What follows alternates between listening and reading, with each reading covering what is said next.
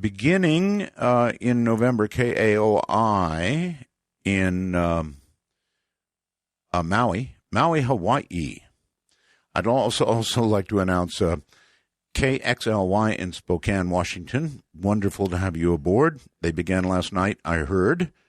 Gunnersville, Alabama, WGSV may start tonight. So I would like to welcome those affiliates on board. There are many, many, many in the hopper, but we're not going to read about them until we actually have them signed, sealed, delivered, and on the air, as it were. Okay, we have 2 rules for this program. No bad language. And only 1 call per show, and that's not many rules, is it? Now, I want to, again, say, as I did last night, that if you don't go and see The Martian, you're crazy. I mean, if you like science, if you like space and science, there's no way to go wrong. Every part of it was perfect. The acting, the actors and actresses, the story itself was superb to go along with the superb CGI.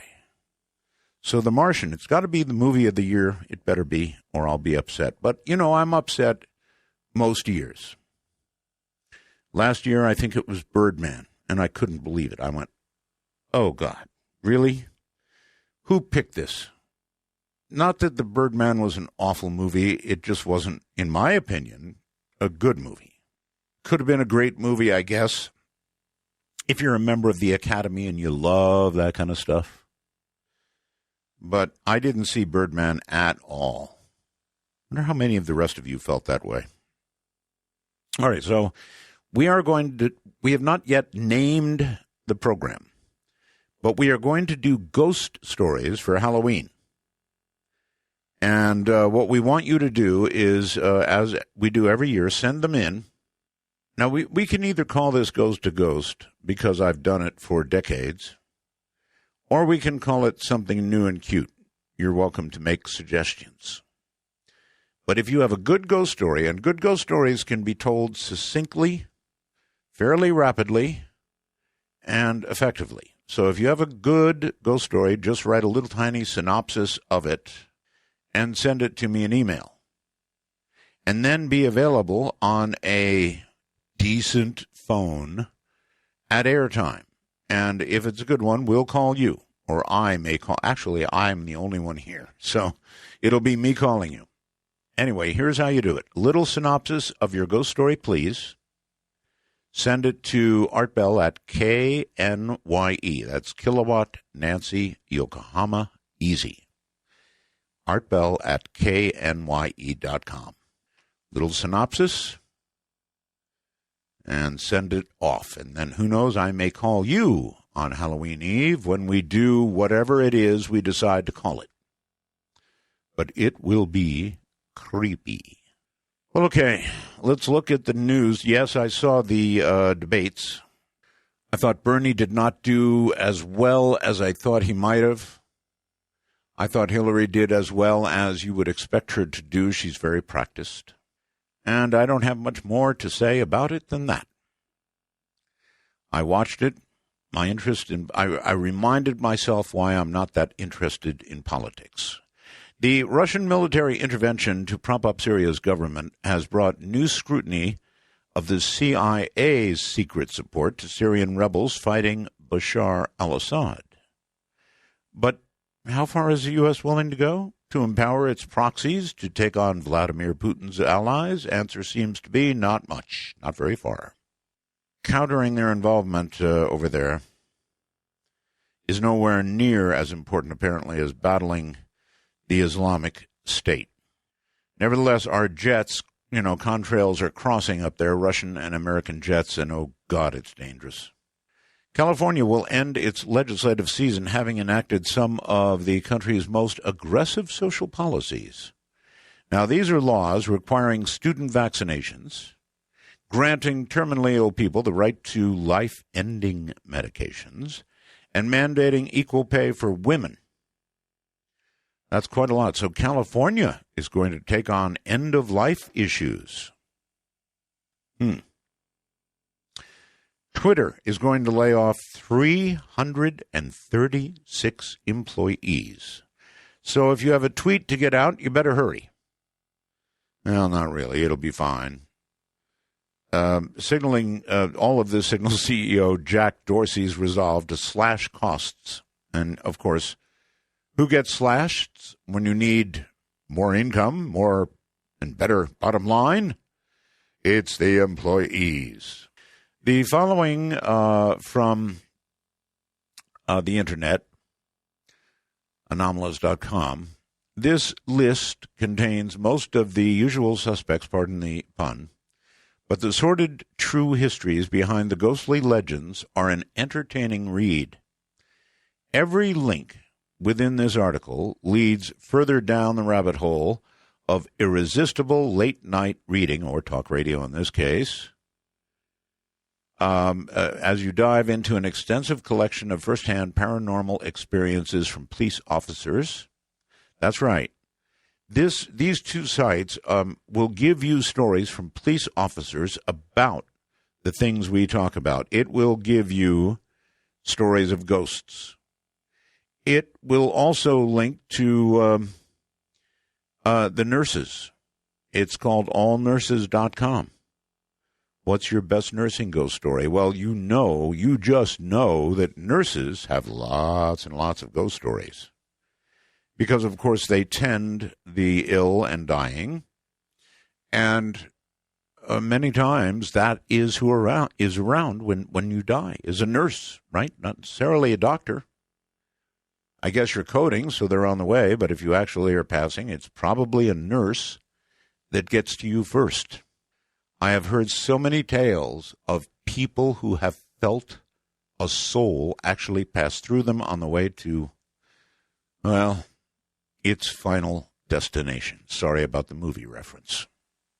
All right, coming up here in a moment, this is, after all, October, so staying true to it, Dr. Barry E. Taff, who holds a doctorate in psychophysiology with a minor in biomedical engineering, is a world-renowned parapsychologist who worked out of UCLA's former parapsychology lab from 1969 to 78 as a research associate. During his 40-year career, Dr. Taff has investigated more than 4,000 cases of ghosts, hauntings, poltergeists, alien abductions, and UFOs. He has conducted extensive studies in telepathy and precognition, which led to the development of the initial protocols for what was later termed remote viewing.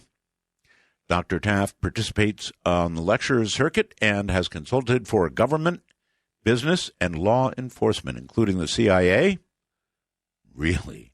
Office of Naval Intelligence, ONI, National Security Agency, NSA, DIA, Defense Intelligence Agency, the Defense Advanced Research Projects Agency, DARPA, and the FBI, Interpol, APD, California Highway Patrol, and Santa Barbara Sheriff's Office. Wow!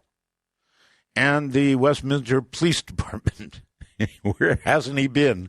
He has taught on numerous occasions at UCLA, UC Irvine, UC San Diego, and UC Santa Cruz. In the spring of 2010, Dr. Taff's book, Aliens Above, Ghosts Below, was published by Cosmic Pantheon Press and has since become an underground phenomenon. Coinciding with the launch of Dr. Taff's website, which is www.barrytaff, that's BARRYTAFF.net. So in a moment, Dr. Taff, and we will talk about, well, aliens above and ghosts below and all of that. I played it for the man who's worked for more agencies than anybody I know. I had to just read them all. Dr. Barry Taff, welcome to the program. Thank you very much. It's a pleasure to be back on with you after all this time. After all this time, about a decade at least, right? Yes. Long time. Good to hear your voice again. Good to hear yours, too. How does, by the way, what is it like, before we get started, working for so many of the NSAs of the world, the DIAs, all these, DARPA, I mean, just everything we talk about here, usually involving some sort of conspiracy You've been there. Yeah, well, basically, it's like never tell anybody what you're doing. You sign national security oaths, and you can't really discuss in any detailed manner what you're doing because you would violate your oath and you would put yourself in jeopardy. And even back when the labs opened during this, in the 70s, we were doing a lot of the work there. I was interviewed by the Daily Bruin more than one occasion, and one time I was a little too open about what we were doing and got some rather nasty phone calls from some of these groups, and there was enough misinformation in the article. There was errors in what they said, where they did print a retraction. And some of these groups said, hey, if you don't correct this, there's going to be a problem in your future. Mm-hmm. Like you'll never get a job, you'll never be able to get a home, you're not going to get credit. I go, what? And I said, look, why did you say this? I said, because I didn't think it was a problem. It is a problem. So there was enough errors, everything went away, and it was written up in a Daily Bruin article, 40 years ago or somewhere around that time. All right, so you didn't get a call like, how's the family, doctor? Cute little girl you have there, or something awful like that. No, but I did get a visit from members of two different groups on a weekend morning at about 11 a.m. in the late 70s, and they were complaining about someone, I can't use the name, of a powerful family who was trying to investigate me through these agencies. And I learned who it was. I went, what? This is the aunt of a girl I'm dating. And they go, how old's the girl? She's my age. It was like 29 or 30 at the time. Right. And I said, is there a problem with her legally? I go, no. Does she have children? No. And I didn't know what the problem was, and then I found out through them that the aunt of this woman, whoever, was linked to one of the most powerful families in the country in terms of corporate America. I didn't know this. I see. And she was having me follow it and trying to find out more about me. And the one thing the intelligence agencies do not like is when other people try to get information out of them about people that work with them. Right. And so, I went, oh, my God, this is ridiculous. So, we all got a laugh out of it. We all went out to lunch, and they said, this is about a girl? Yeah, I go, what kind of people do you date? I go, apparently people I don't know very well. Yeah, I guess. And that's the end of that. It's dealing with these people is very odd because they're not like normal people. The whole mentality is different. They're more paranoid. They're more reclusive. They're more... a little more angry, a little more bitter. A lot of them see what I run. They don't like their jobs because it turns them into sort of machines that are there to do one thing only, and that's it. But it's been a long time since I've dealt with them, and I don't miss them. I totally get that, the machine part. I don't know how people can do jobs like that, honest to God, whether it's just sitting in a factory and, stamping the same thing again and again and again or whatever it is. I just really can't imagine it. All right. So you've been in this field a long, long time now, and I do wonder how a person clinically sets about to study the paranormal. Well, the first thing you have to understand is the way parapsychology, which is the science that investigates the paranormal, views this area. If you said to me, can you tell me what parapsychology is? The best answer available, in my mind, is it's the scientific study of the exchange of energy and information between people and the environment in ways that preclude the 5 known sensory systems. Bottom line, we're antennas. We receive and send information remotely, and this is through time and through space. The mechanisms are somewhat understood, but not totally. And they imply a different reality than what we've been taught in school when we took physics or chemistry or biology. There's a lot more going on than we ever believed. If I were to go back to my young self 46 years ago or earlier and tell my young self what we know now, my young self will look at me and go, you're out of your mind. You're crazy. What are you talking about? This stuff can't. No. If everything we expected to learn, we did not learn. What we never thought of hit us in the face. And in science, there's 2 ways you conduct research. One is in a lab with controlled experiments to replicate your data. Right. And, you build models and theories and all that, and you prove or disprove a hypothesis. The only other way is if you can't lure the phenomenon into a lab and do research, you must go out in the field and collect data for a very long period of time, hoping to see longitudinal patterns in such data. And I've been fortunate enough to do both, more of the latter than the prior. And the patterns that have appeared have been extraordinary, things that are just mind-boggling because they run contrary to what we think about ourselves. And in the end, they may tell us more about ourselves than we ever imagined. All right. Let me tell you what I've observed, decades of doing talk radio about this subject. A lot of it is BS, frankly, and a lot of it is just simply not true. It may be entertaining, but it's not true. But, and it's a big but, Doctor, there is a very great deal of it that I have found to be absolutely, unquestionably true, and that would go particularly for that which I've personally experienced. And, of course, everybody would say that. If I felt it, if I experienced it, then it's true. But there are some things I know are true, and that's why I continue to pound away in this area, because we are more than just our physical selves, more than our physical belongings, more than physical everything. There's something that's true about that. Right. I agree with 100% of what you said, but even more so than you described. Once you get past the 98 or 99.9 chunk of garbage that's being discussed to the public, tone of the public, right. Once you get past that, what's left is extraordinary beyond words. Oh, yes. And like I said, most of the stuff we see on reality shows, we can ignore. It's entertainment, and it was never meant to be anything more than that.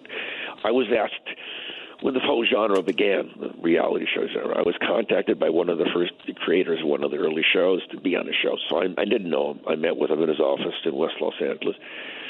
And he told me what he wanted to do. And I said, but you realize that 99.99999% of the time, nothing's going to happen when you go out and investigate things. Right. It's like expecting to be hit with a meteorite every time you go out into the field. Mm-hmm. So what are you going to do? We're going to do some reverse logic. I go, what do you mean? I mean, we're going to shake the camera. Well, no, we're going to fake stuff and make people think it's real. And then when something does happen, we'll make it look like a hoax. I said, well, it's nice meeting you, and I walked out. Yes, well, there you have it. I mean, look, I interview people here. Some of them make astounding claims. Some of them are very entertaining. I let them make astounding claims. I can't disprove what they're saying, but on the other hand, I do sit here and doubt it. There are others who make claims that I understand very well may be true. And some of it, as I mentioned, I've experienced myself, and I'll have a big fight with anybody who says that's not true. Right. What drew me into this field was not simple scientific curiosity. That was sufficient. But what drew me in was growing up, I had all these extraordinary paranormal encounters, experiences, now ghosts, telepathy, precognition, out-of-body experiences. Why me? Why not my family and friends? Why? So I had to make a choice. Either I'm nuts, everyone else is nuts, or something extraordinary is going on. And I pick the latter of all three of them because these things kept happening. And on my website, I have a blog called A Different Kind of Psychic, Being a Medical Intuitive. And this is sort of where it all began for me. I've told the story many times, and it bears repeating because I remember it like it was yesterday. I was 10 years old in the 5th grade and playing in the courtyard one sunny day. And this little blonde girl named Christine is walking towards me, and beautiful little blonde girl, blue eyes, a sky blue dress with a flower on the top. And I'm looking at her, and suddenly it just clicked on. What I mean by clicked on is suddenly I could see that there was a tube coming out of her right side, and there was a plastic bag under her dress, and I kept rubbing my eyes. What's this? So I went up to her. I said, Christine, what's this tube? And she started screaming and yelling, so they dragged me in the teacher's office and then the principal's office. It turned out she had a colostomy. Colostomy. I was 10 years old. So I told the principal of the school, look, he said, look, did you speak in the girls' bathroom or did you look under her dress? I said, I did neither. It just came on. He goes, well, you smell like x-ray vision. He goes, all right. So he calls my mom, and my mom talks to him. He says, she goes, Barry can do this. And the principal went, what? So obviously this had begun much earlier if your mom knew about it. Yeah, a couple of years earlier. And I did it to them and family members. Oh. And they just didn't want to talk about it, but it happened in school. And then So the conversation between my mother and the principal ends, and the principal looks at me, look, I don't know who you are or what you're doing, but if we hear of this again, you're going to be expelled, and how are you arrested? So, and I looked at him, I said, well, sir, I said, you've got a weird scar where you must have had an appendicitis or something, because it's always purple. Now I call it a keloid. I didn't know that word then. And in other words, you were sick of school. You were ready to get expelled. No, I didn't know. I just told him about he meant doing it to other students. Oh, I see. Yeah, but he had just threatened you with expulsion for doing it. Yeah. And so you're telling him about his own scar. Okay. Yeah, and then he turned purple on me. Yeah, I bet. And he just said, all right, Barry, get out. And remember, if I hear of one other instance, you're toast. You're out of here. So there was no other instance at that school.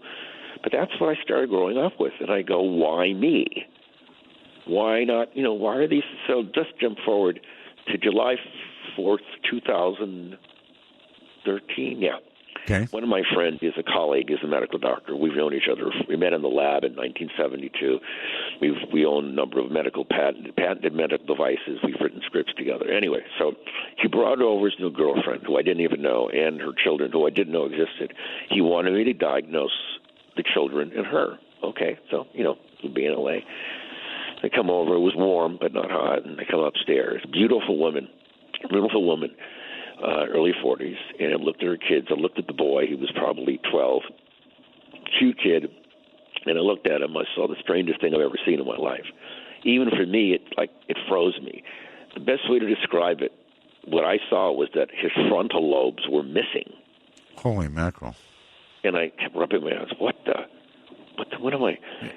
May I ask a quick question? Are you only able to see people with some sort of defect, doctor, as in frontal lobes missing, or are you able to look inside anybody's head?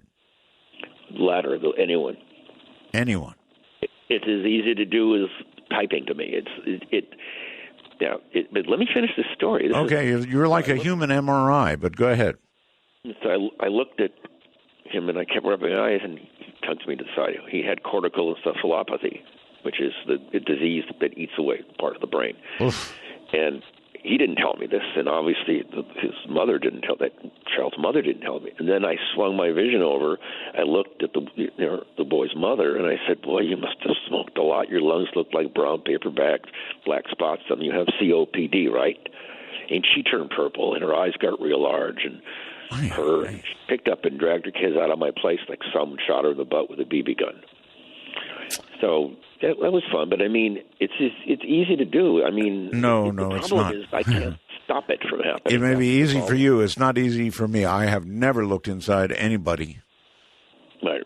Remember the movie Man of Steel in 2013 came out? I do. Summer. I do. Remember the scene where young Clark Kent is in the classroom and suddenly he's looking through people? Yes. And he freaks out, runs and hides in a closet? Yes.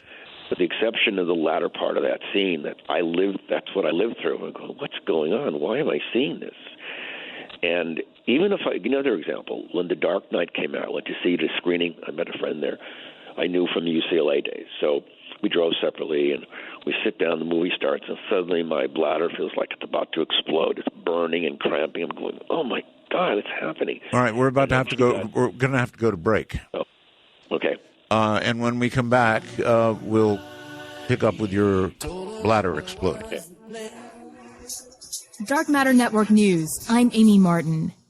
The Dutch Safety Board has issued their final report on the downed Malaysian Airlines flight MH17, claiming that it was struck down by a Russian surface-to-air missile. The passenger jet crashed near the Ukraine-Russian border last July, killing all 298 passengers flying to Kuala Lumpur from Amsterdam. U.S. and German intelligence claimed at the time that the plane was shot down by pro-Russian insurgents during the height of the territorial conflict. The investigation that involved reconstructing the nose of the plane concluded that the impact occurred on the left side of the cockpit. Fragments of missile debris have been identified as the Russian-made 9M38.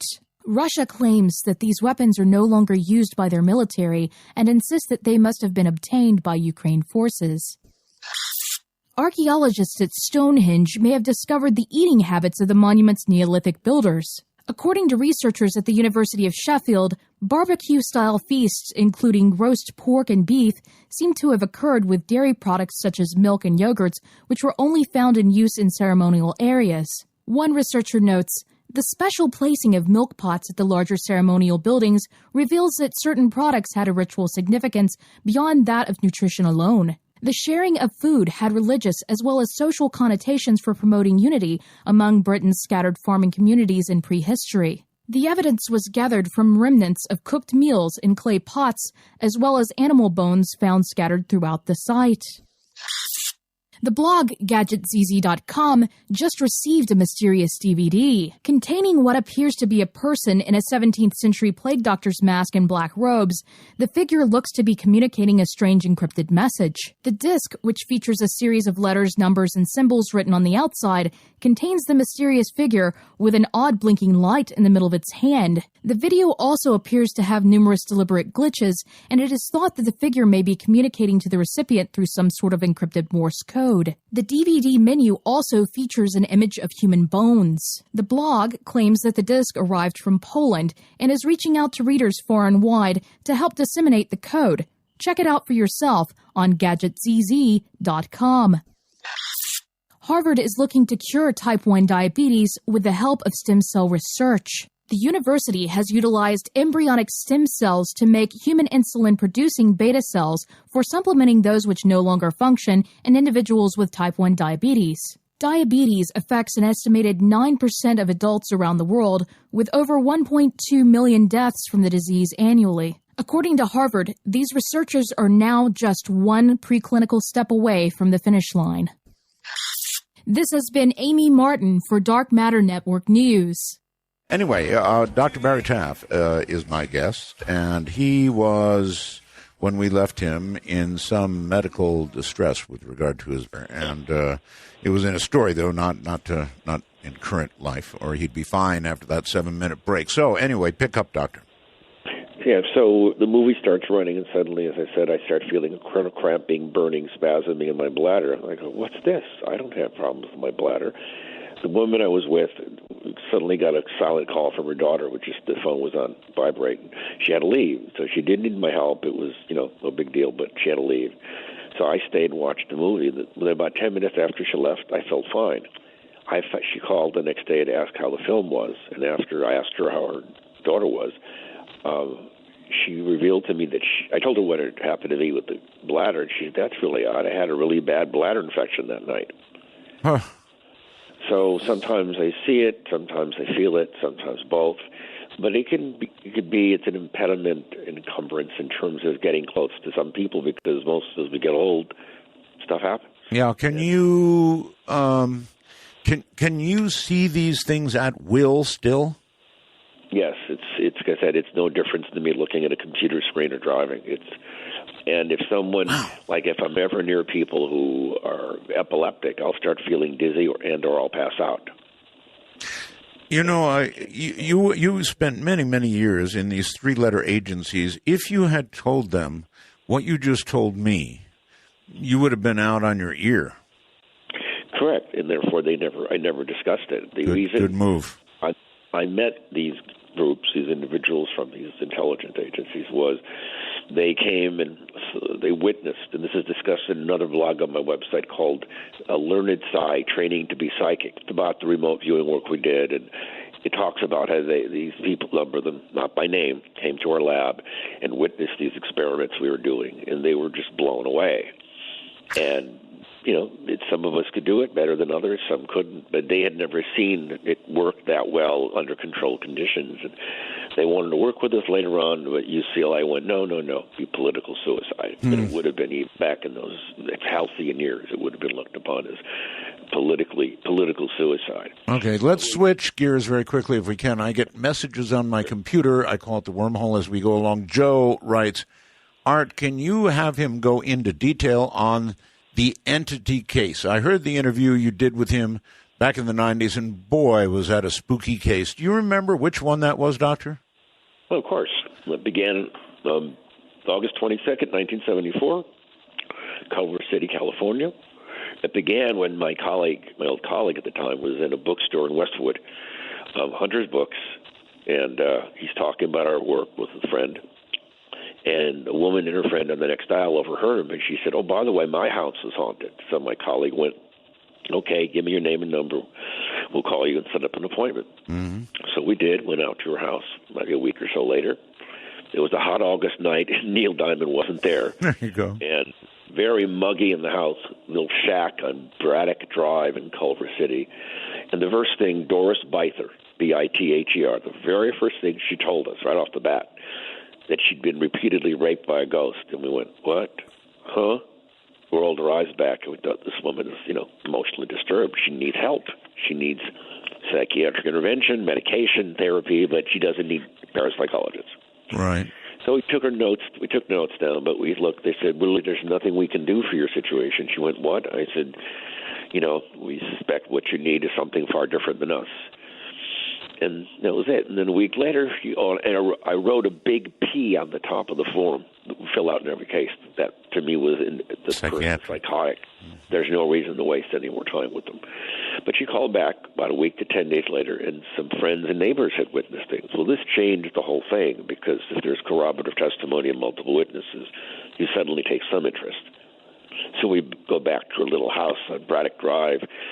We're standing in the kitchen talking, and the lower cupboard door comes open, and a iron skillet jumps out, or a frying pan jumped out, and takes a leap of a few feet away from the cupboard.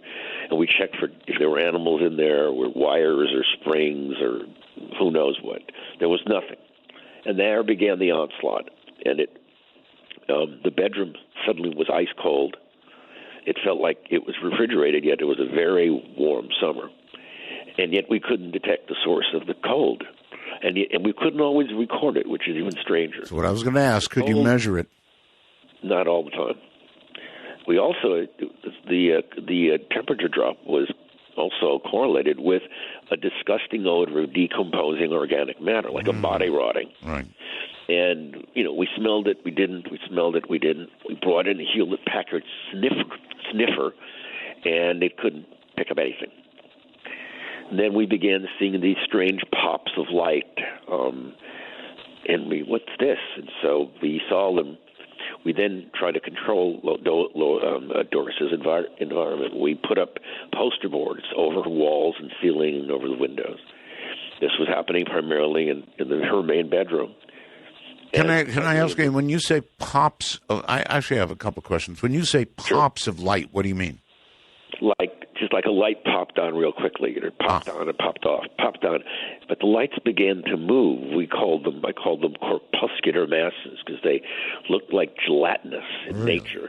And they were clearly three-dimensional, very dynamic, and flying around the room. And they were always lime green in color. Do not ask me why, because I have no idea. Okay, I won't, but what I will ask is, take you back, one other question, then you can go on, and that is, you said you encountered witnesses to corroborate this woman's story before you really got into it. What did they see, and how many witnesses? 1, 2, 3. There were 3 witnesses, all women. Okay. All a little older than Doris. Right. And seemingly a little more grounded. She was very cryptic in her answers to our questions and somewhat evasive. Today, if people are that evasive and cryptic, we walk away. We just leave because we know we're wasting our time. So the witnesses, independently of each other, described these strange lights that would show up and move around her house. Okay. And they'd hear noises, and they'd smell things, and, see things out of the corner of their eye, and it began to disturb them. Now, Doris had 4 children, each by a different man, 3 boys and a girl. We never met her girl, who was very young. She kept her out of the house while we were there, which is a very good decision. But we met her boys, and typical, from young teenager to an older teenager, and all they wanted to do was watch TV and play music. Mm-hmm.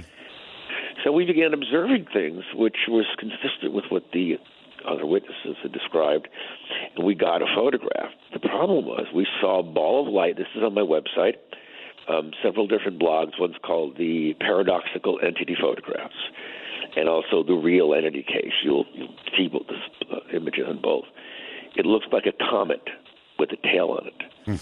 And we don't know what this was. We shot it at very high. We used Tri-X film pushed in development, and we got the strange light. But we never saw something like that. And then at one point, lights started swimming. They were flying around Doris in her little bedroom. And we did get some pictures of those, but they weren't lights. They were arcs of light. And this is also depicted on my website and in my book, Chapter 2. Doctor, how frequently was this woman being sexually assaulted by this entity? Well, those began and ended long before we knew her. Okay. So we couldn't prove or disprove that she'd been raped because too much time had passed. Right. But, her story took on more credibility by the fact that we began having experiences there that we could somewhat document, with cameras. Mm-hmm. But what we got in these two frames were extraordinary because Doris is sitting on her little bed in the bedroom, and there's an arc of light that frames her, goes from down, the bed goes up over her and back down. And what makes this particular shot so intriguing, Art, is that the walls behind the arc of light meet at a 90-degree angle. Mm-hmm. So if this was the projected light source, the light would be bent in accordance with the wall. Yet it is not, which tells us the light was in free space. Really, yes, really rounder. So that is pretty amazing.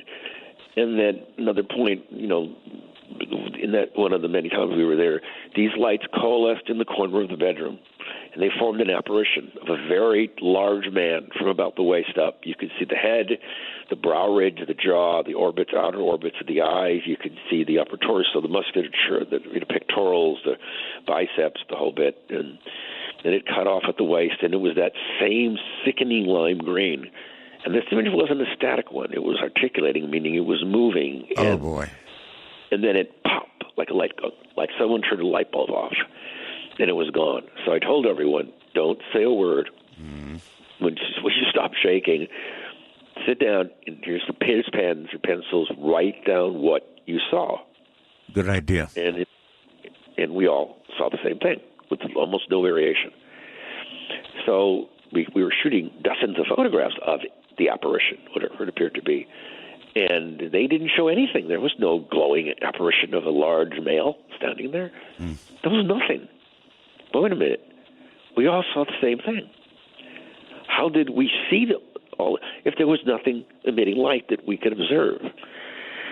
A little bit of a problem.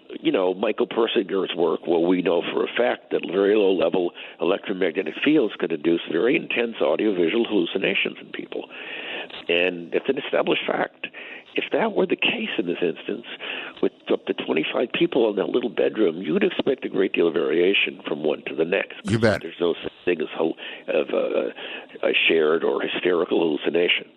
There's mass hysteria, but not mass hallucinations. And unless you're subject to a hallucinogen, and even then it isn't the same. So if we all saw the same thing, what was causing that image to appear to our eyes? Or did it appear to our eyes? Or maybe we saw it in our mind? Well, if something is literally injected into your brain so that your optic nerves register it, it's not necessarily going to be recorded on a camera. Correct. If something is affecting your brain directly, right? Let's say the occipital lobe or the frontal lobe, yes, or parietal or whatever, and that affects your brain to have some sort of visual hallucination. You can't record that with any instrument I'm aware of on Earth that we know of. Although the Russians decades ago were claiming they could record things like that, it never proved out. The question is, what did we see? Well, the case evolved. It evolved. The phenomena grew weaker over time. But at one point, we're in the bedroom. It was ice cold, and we were saying basically holding little seances with nothing else to do. And we put on music that the children or boys said when they put it on, whatever, at certain points of certain songs, the phenomena would increase.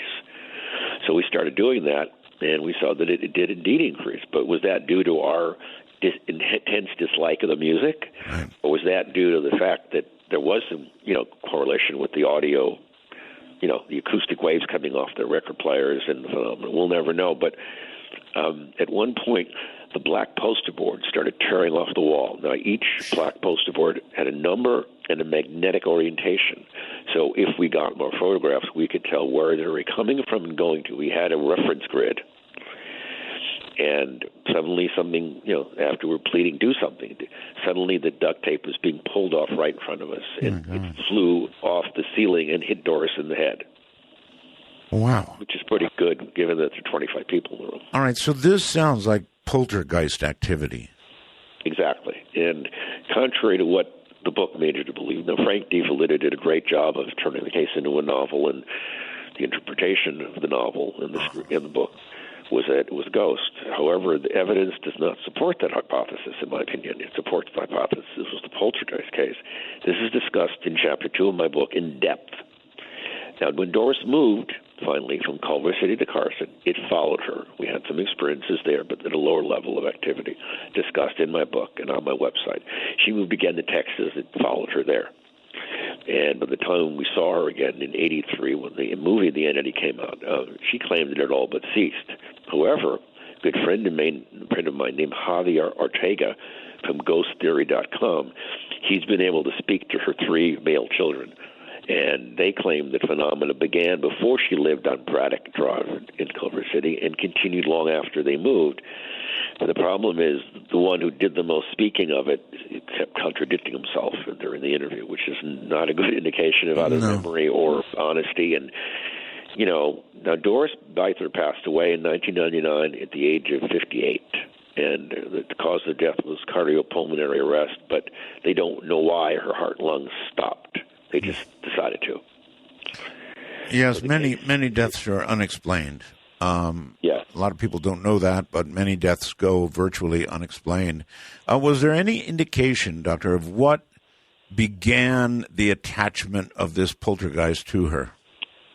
Well, according to what her kids said. When they were living in Santa Monica before they moved to Braddock Drive, little things began happening, banging noises, things that appear and disappear. They'd see lights, but it was a very low level. They move into the Braddock Drive house sometime later, and it's a little shack. It was condemned several times by the city. I'm surprised anyone could live in it. So she moved in. A few days later, an elderly Hispanic woman comes up to the door, knocks on it. Doris goes to the door. What do you want? And she says, this house is evil. You must leave it. It used to be a farmhouse. You can't stay here. And Doris went, are you out of your mind? What are you talking about? The lady left, and Doris forgot about it. And then not a short time later, things started to peak in Doris's new home. Now, as I said, most of my case file, I'd say 98% of my cases are linked to people, which seems to be the norm.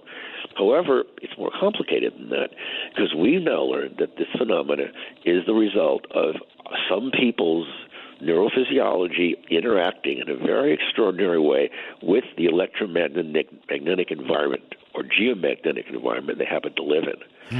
And if they have the right type of neurophysiological problem, this may end up producing what we call poltergeist activity. And this is outlined in my book ad nauseum. But bottom line, as poltergeist activity is referred to as recurrent spontaneous psychokinesis, meaning it's not controllable. It can be a macroscopic level where heavy, massive objects can move, including people. And this case supports that. Doctor, is it your view, in looking back on this case now, that she was the center of the activity, that voluntarily or involuntarily, more likely, she was producing this poltergeist activity herself? Yes. And my book discusses this in depth on Chapter 2, that there were libidinal fantasies that were somehow being externalized, and they were triggering the onset of these phenomena. Doris had a really very dysfunctional relationship with her family growing up, with different men, and it's sort of like there was an episode of Star Trek, I forgot the name of it, with Michael Dunn. They were on a planet where all the elders had psychokinetic abilities. And at one point, one of the actors becomes sick, one of the people, and Spock said, we're seeing this telekinetic or psychokinetic manifestation of Parlam's delirium. And that's sort of what we think was going on in Doris's case. I see. And this makes it all the more interesting, because if something can affect us, the environment, and we couple with it in a very unusual way, we can release energy that can tear the environment apart like that. At one point, the fuse box was torn out of the wall and thrown at Doris. Candelabra was thrown at her. It's more amazing that if it was coming from her than if it was a ghost. Oh, that's astounding. I mean, just to sit and observe these things happening, to see them happening, I say on the one hand, I would love to be able to observe and see it myself, but it would scare the you-know-what out of me. So I don't know if I really want to see it. If you live to be 1,000, you have higher probability of being hit with a meteorite in 10 minutes than you do of this phenomena harming you. It's just your own fear is usually the biggest problem anyone has. Our own fear is because we're startled, we don't know what it is.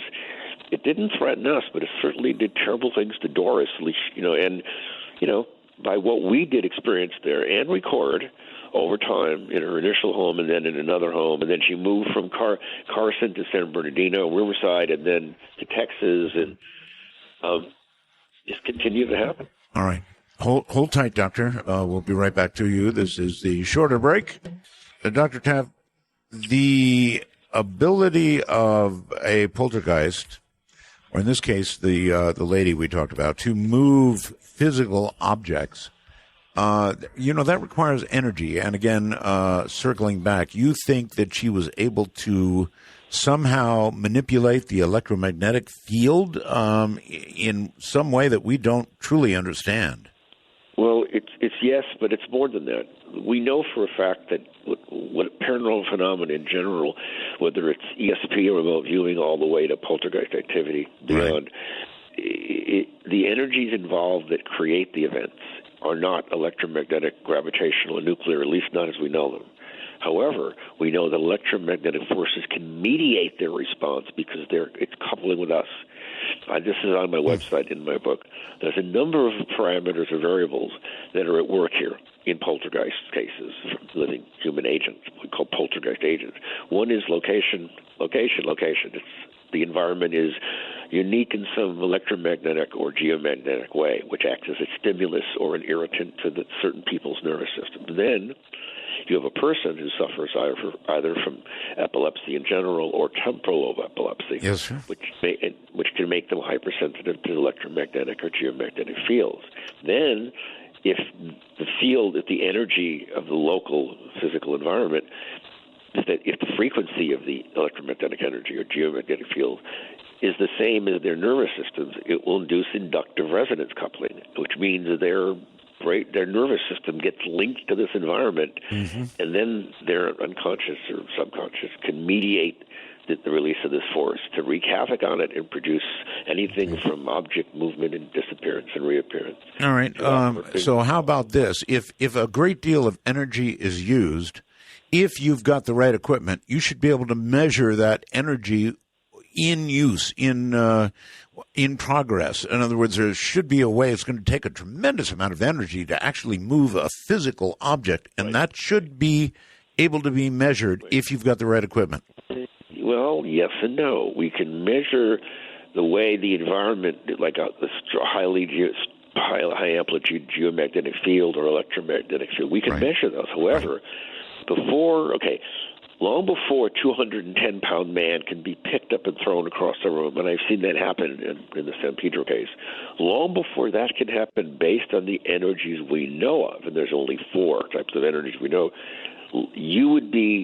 your clothing and everything in the room would be set on fire by the liberated heat, the second law of thermodynamics. Not only does it not get hot when these things occur, it often gets cold, or it appears to get cold, but that could be the effect of the magnetic field on your body. You think it's cold when it isn't. So this is the whole problem. You see, let's say a 200-pound man is picked up and thrown on the wall like a rag doll. Well, his clothing and everything in the room should start burning immediately, but it doesn't. So we're learning something here extraordinary. The energies we know of, with perhaps the exception of gravity, when they do work in the classical sense, which is what's involved when a person or heavy massive object is moved, they produce heat. That's the way the universe we know of works. This force does not produce heat, which is contrary to everything we know. Yes. So basically, we can bury our head in the sand and go, I don't want to know this. Don't bother me. It's too complicated. Or we can take the next step and figure out, if it isn't anything we do know, then what can we develop technology to measure what's going on? Well, we can only measure what we know. Every instrument, I've got low-frequency spectrum analyzers and air ion counters and geomagnetometers, all these different things. thermal imaging stuff, and they're designed to measure what we know. You can't develop a machine to measure what we don't know because we don't know what it is. That's a good point.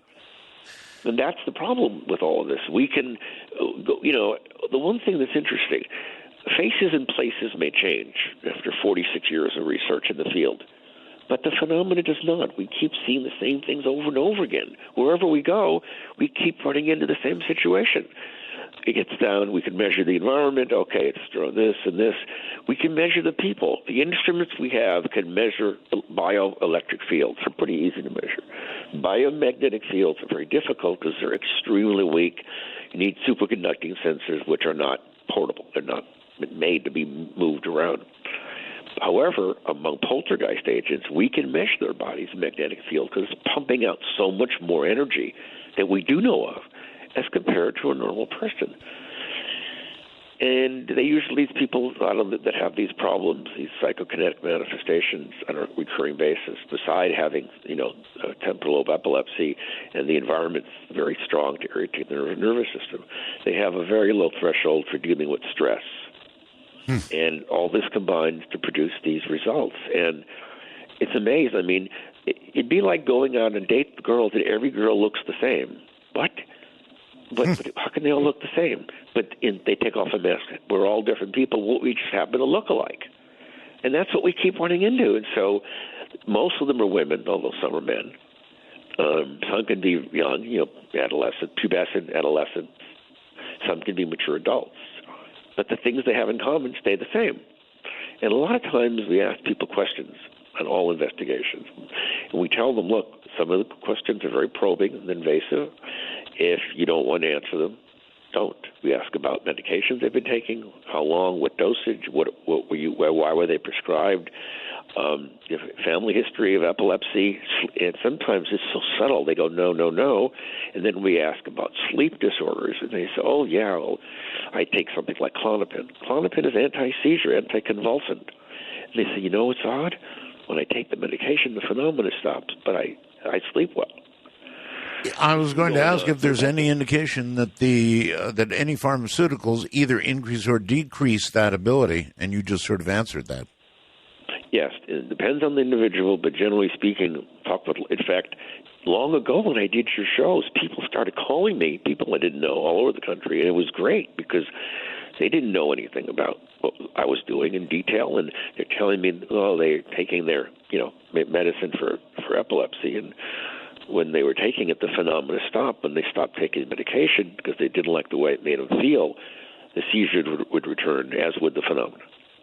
So, Again, now, if someone is willing to take the time and spend the money, you could do functional MRI studies or PET studies, positive frontal emission tomography.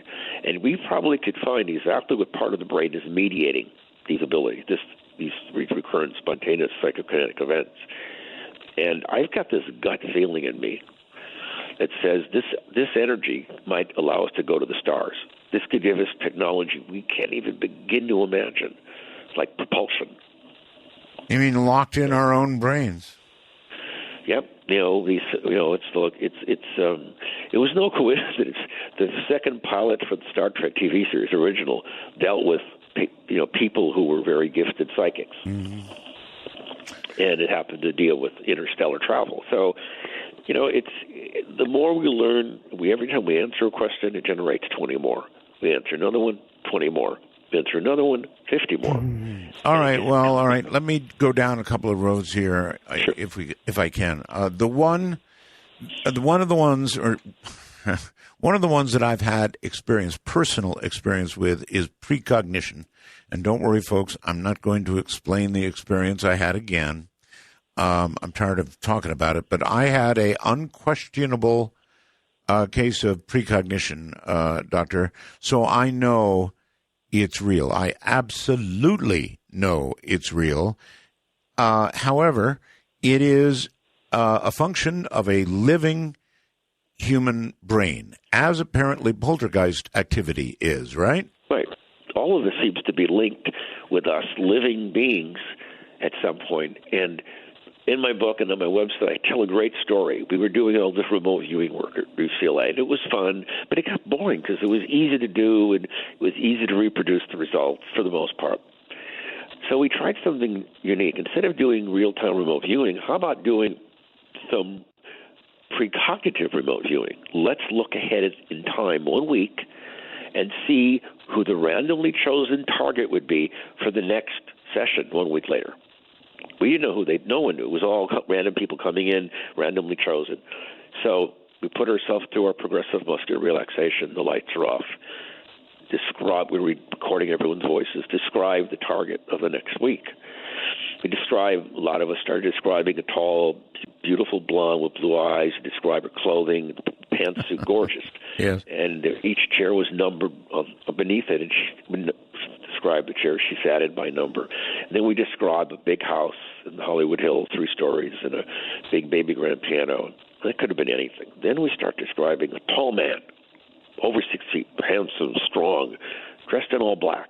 Black shirt, black pants, black boots, black gloves, black cape, black hat, black sword, black mask. We thought, are we losing our minds? Mm-hmm. Okay, so the next week, new people come in. We never met. They were brought in by third parties that had not been in our group for weeks. Each person was given a little envelope with a piece of paper in it with a number. People sit down. We roll dice. Okay, open your packets. Whoever's number matches the number on the dice, let us know. This woman says, oh, it's me. Then we had forgotten what we said a week earlier. I mean, who remembers stuff from a week ago when it's not about your exact life? We told the woman, here's the control for the tape recorder. Start playing it back. If you hear anything that correlates to you, stop it and comment. If it doesn't, don't. So she hears the recording. We described her perfectly. Height, face, hair, figure, and clothing. Could have been coincidence. We described the house she lived in. Could have been coincidence. Growing up, the piano could have been coincidence. But then we get to the tall man all in black, and she just has hesitation on her part. And we didn't even know her name. She turns to us, and she goes, do you know who I am? And we said, no. She said, I'm Tony Williams. And we went, and? Mm-hmm. She said, do you know who? No. My father is Guy Williams, who played Zorro for Disney. Right. And she went, wait a minute. When did you make this tape? We said, a week ago. A week ago? I didn't know it was coming here till 3 hours ago. And then she was randomly chosen on top of it? Wait a minute. I don't get it. Neither do we. You can't see a future that's not there. You're perceiving information. What's the source? It's not random probability. Come on, you never have these occurrences, ever. And this is where it gets more interesting. There's an idea called implicate order, and it implies, and there's been some research done at Caltech by a well-known researcher who was relieved of his duties because of what he discovered. He spent more than 2 decades, and he proved the fact, to the best of medical science, that our long-term memories are very likely not stored in our own brain. What? They're stored in a remote power field, like a zero-point field, and the way we access them is remotely. Why don't we just call it the cloud? Yeah, exactly. So if this is the way we're designed to function on a regular basis, on a daily basis for our entire life, then what we think is paranormal isn't. This is normal. We just don't know any better. So that means that the information, very likely, of the future already exists. Not the events, the information. About about the past still exists, like a giant hologram. Everything is everywhere, equally distributed. Then why can some of us see these things while others cannot? Why can some of us race cars while others cannot? Why can some of us write well or do art well or be an athlete? Everyone's got different proclivities, but precognition poses the biggest threat to our reality because it suggests that we're ignorant. There's a lot about going on we don't know. Well, all right. Here's the thing about my precognitive experience. Number one, it was without question precognitive. I couldn't stop it. It kept coming until I finally paid attention to it. And number two, I have never been able to reproduce it. I couldn't. I did nothing to bring it on. I couldn't stop it from coming on, and I've never been able to repeat it. Now, what do you make out of that? Well, I don't, no offense, I don't remember what it was. I'm sure I've heard talk of it, but it's been a long time. Yeah. But what I'm asking you, did it involve a strong, emotionally dramatic event? Not particularly. Well, it depends. All right. Okay. I'll try and make it real quick. Here it is. I lived in Santa Barbara, California. It was a garden apartment. Nothing special about this. I had my own car. I parked it on the street outside the apartment. You could actually open the sliding glass door to the apartment and look out and see the car. Or even just, open the curtains and look out and see the car through the window. So I came home from work one night, sat down, watched the evening news, which I did every night at that time. As the news continued, all of a sudden, here it comes, like ocean waves washing over me, the feeling that somebody's going to hit your car. Somebody is going to hit your car. It was so strong and annoying that I said a bad word, went over there, opened the curtains, looked at my car. It was fine, shut the curtains, went back, sat down, watched the news. Here it comes again, like ocean waves crashing over me. Someone's going to hit your car. Another bad word. Went over, looked at my car. It was fine. Back to the news. Finally, big crashing waves. Get up. Someone's about to hit your car. So I walked over, opened the curtains, and watched as a fellow was going down the sidewalk in front of my apartments. He walked on down the sidewalk, got into his car, which was located parked right in front of mine, put it into reverse and hit my car. So I fell down to my knees. I was shocked so badly, but I had enough presence of mind to get up, open the sliding door and say, hey, I saw that. He said, I'm stopping. It was no big deal, but it was without question precognitive. Right. End of story. Let me ask you this, Art. How important was that car to you? Were you a gearhead like myself, or were you just someone who... Yes, I loved my car. Strong attachment to it emotionally? Strong attachment, yes. Well, there you go. So we have this for things. It's called need relevance. Things that are important to us. Don't get me wrong. There are things in life, Doctor, that are more important to me than a car. But yes, I had my attachment to my car. Right. And so, the last car I had, every time day before something was going to happen to it, I kept dreaming about it. I accepted it. It was fate. It's...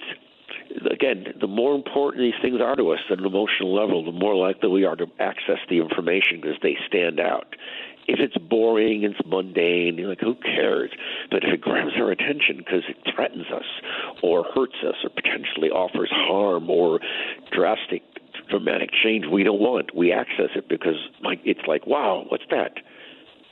All right. Now let me circle back, Doctor. We've talked about precognition, talking about it now, and we've talked about poltergeists. Both of these things are a function of a living human brain. What I want to ask you now is, your book says aliens above, ghosts below. Now, this is what I'm interested in. Let's talk for a moment about ghosts below. Is that just a phrase, or... In other words, here's what I'm interested in. Is there communication from people who have died? Is there communication from, in quotes, the other side? Proof of life after death, Doctor. Put it this way, you couldn't go to a bank and bet on it.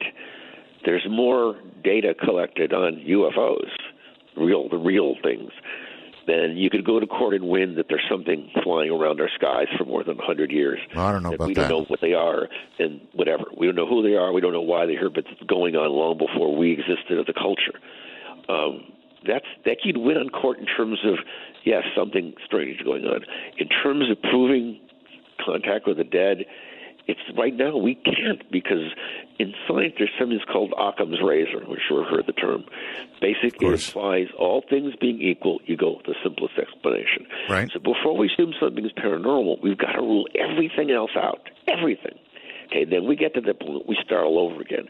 Start with the most simplistic explanation paranormally, and then you work your way up to the most outlandish, which, of course, is that we can communicate with the dead. And, the sad part is that most of my cases, most of the things that are written about can be more readily and easily explained as the result of humanly generated psychokinetic force. That doesn't preclude the possibility of discarnate intelligence. We've had a few cases that suggest it, but then we find the same thing, the geomagnetic field, the people with temporal lobe epilepsy, neurological problems, sleep disorders. So the question is there any difference between all this, or are we not just, the story of the three blind men and the elephant that's been told, where one blind man holds the elephant's leg and thinks it's a tree trunk. No. The other holds the elephant's tail and thinks it's the rope. No. The third holds the elephant's trunk and thinks it's the hose. No. Because of the situational awareness, because they're blind, they can't see the elephant, so they don't know what they're touching. This is where we are right now. Well, you mentioned UFOs, and sure enough, my lines could be full of 1 million UFO stories, but also mentioned ghosts, and my lines could be full of 1 million ghost stories. Now, I guess your answer would have to be, well, they don't really know what they're seeing. Well, it's not know what they're seeing. It's easy to misinterpret things if you don't have a background to properly interpret them. It's like if ancient people hundreds of years ago saw a jet flying, they'd freak out because there are no jets. They have no way to reference it. There's nothing in their collective consciousness that can deal with this because they don't know what it is. And there have been millions of stories over the centuries of encounters with dead people. There were some great books. A great book called Phone Calls from the Dead by D. Scott Rogo and Raymond Bayless. Or what about EVPs? Right. Now, here's the story. We've collected a number of those over the years, and most of the time we can explain them as, again, a function of the psychokinetic ability of someone in the environment. And we've had cases where, what's being said is directly related to one of the persons in the room, or it's their same voice. Do a voice print, it's the same voice, and they're living.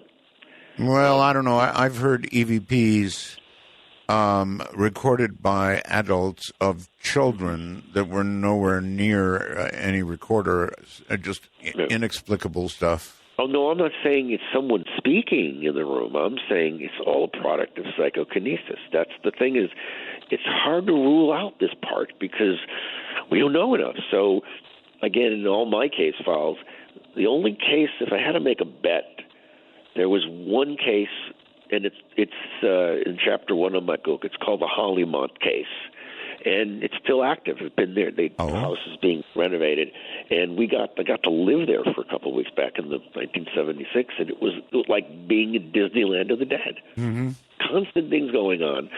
The owners had seen apparitions. We had object movements, things appearing and disappearing, apports, disembodied voices. We had a news crew from KTTV who were chased out of a house by flying objects. And the newscasters just started freaking out really bad on camera. And now we discover there is a body buried beneath the house that's never been exhumed from 1923 named Regina. There's a tombstone down there. And 2 earthquake faults, which are still active, move. They're located a few feet away from the house, intersect a few feet away. And there happens to be a shallow river under the house, hydromagnetic forces. And to what living brain do you attribute this? It could be any one of us that are there. The problem is not only one person. The problem is you'd have to bring one person in at a time and have them be there alone to measure the environment and them. Or it may not be a living brain. Now here's another one for you to tackle, and that is the unending, continuing stories of NDEs, near-death experiences, in which people do come back and relate things they could not possibly know that went on during the attempt to revive them or whatever it was. They were flatlined, dead. Right. Exactly. And any thoughts on that? Well, we know of out-of-body experiences, and I suspect that most of these cases an externalization of consciousness. And even somehow their body hasn't decayed enough where there's brain damage when they reawaken. But we know that people can leave their bodies and perceive things in the distance. That's very clearly established. The question is, what is it that leaves your body? We don't know. Your body's still there. The heart's beating, But if you go flatline for too long and the heart stops, there's brain damage due to oxygen deprivation, right. hypoxia. So it's complicated here. And the question is, if we are all linked to this cloud, to this remote power field, and that's where all of our information resides, that means that there may not be any difference between us and people that have passed away. It may all be the same thing. And we're just interpreting it a certain way because this is all we're able to do right now. Well, does what you just said allow for the possibility that after you die, there is a continuation in some form that we cannot conceive of right now? Exactly. I believe that we know energy can't be created or destroyed. It can be changed from one form to another. I don't think, personally, we begin at birth, and I don't think we end at death. I think there's a transition to what I don't know from what we know. We're corporeal beings in a shell here, basically. But as far as the details of that, we just don't know. Mm-hmm. And like I said, I've had out-of-body experiences when I was younger. It were really incredible experiences. And I had one experience where it was a girl I was involved with where we kept having dreams about each other. When we weren't even together, we compared notes. They were the same. We checked the notes out, and they turned out to be quite accurate from historical events long before we were born. What was that? They're accessing information remotely. There is no time. There is no space. And my book gets into this. If you're dealing with information, information is described basically paranormally by where it appears to come from where you are when you perceive it. If the information comes from the past, well, that's retrocognition. If it comes from the future, it's precognition. If it comes from the present, it's either telepathy or clairvoyance, which is what remote viewing is, basically. And the question is it any different? No, it's probably all the same. We just have to call it something to differentiate it from itself. And I understand you actually wrote some of the baselines for remote viewers. Is that true? Yes. Basically, with simple learning paradigms, this purpose was to take normal, healthy people who aren't in psychotherapy or analysis, who aren't using drugs, and see if you could take them and train them to reliably access remote information. All right. Doctor, hold on. Relax. I'm going to give you a little extra break because I want to allow the audience to join in this conversation. There's more to come, but I do want them to join in. So our public telephone number is area code 952-225-5278. That's how you can reach us and ask Dr. Taff a question. Been some pretty incredible stuff. Once again, area code 952-225-5278. So if you'd like to be part of the conversation, that's one way. Another way is by, well, I don't know, if you've got an Apple phone or a whatever kind of smartphone you've got, add us. Get Skype. Skype is free. It's wonderful. You download Skype, put it on your phone, and then add us. If you're in North America, we are MITD 51. MITD 51. Midnight in the Desert. MITD 51. If you're outside North America, we have a special Skype for just you. MITD 55. That's MITD 55. So, love to have you join in the conversation. We're going to take a break, and then we'll be back with Dr. Barry Taff. And things that we just can't explain, I guess. I'm Art Bell, and you're listening to Midnight in the Desert. Dark Matter Network News. I'm Amy Martin. A Halloween prop lying face down on a lawn in Detroit has prompted a 911 call this week when authorities thought that someone had been brutally attacked. The homeowner had police show up to her door, expecting to respond to a potential murder, but the woman told police that she had used the prop for an annual prank. The woman then revealed that she would move the prop around her yard every morning to spoof unsuspecting passersby, observing their horror while she drinks her coffee during the days leading up to Halloween. The large scarecrow-like body, featuring a pair of work overalls stuffed into old shoes, appears to unsuspecting witnesses as a man lying face down with a pillowcase wrapped over his head. One person had even attempted to perform CPR on the prop this year, she told Detroit News. Once they find out it's a dummy, it's so hilarious. While authorities may be unenthused, It's a tradition that she's carried on for several years to celebrate her husband's birthday, and she doesn't plan on stopping it anytime soon.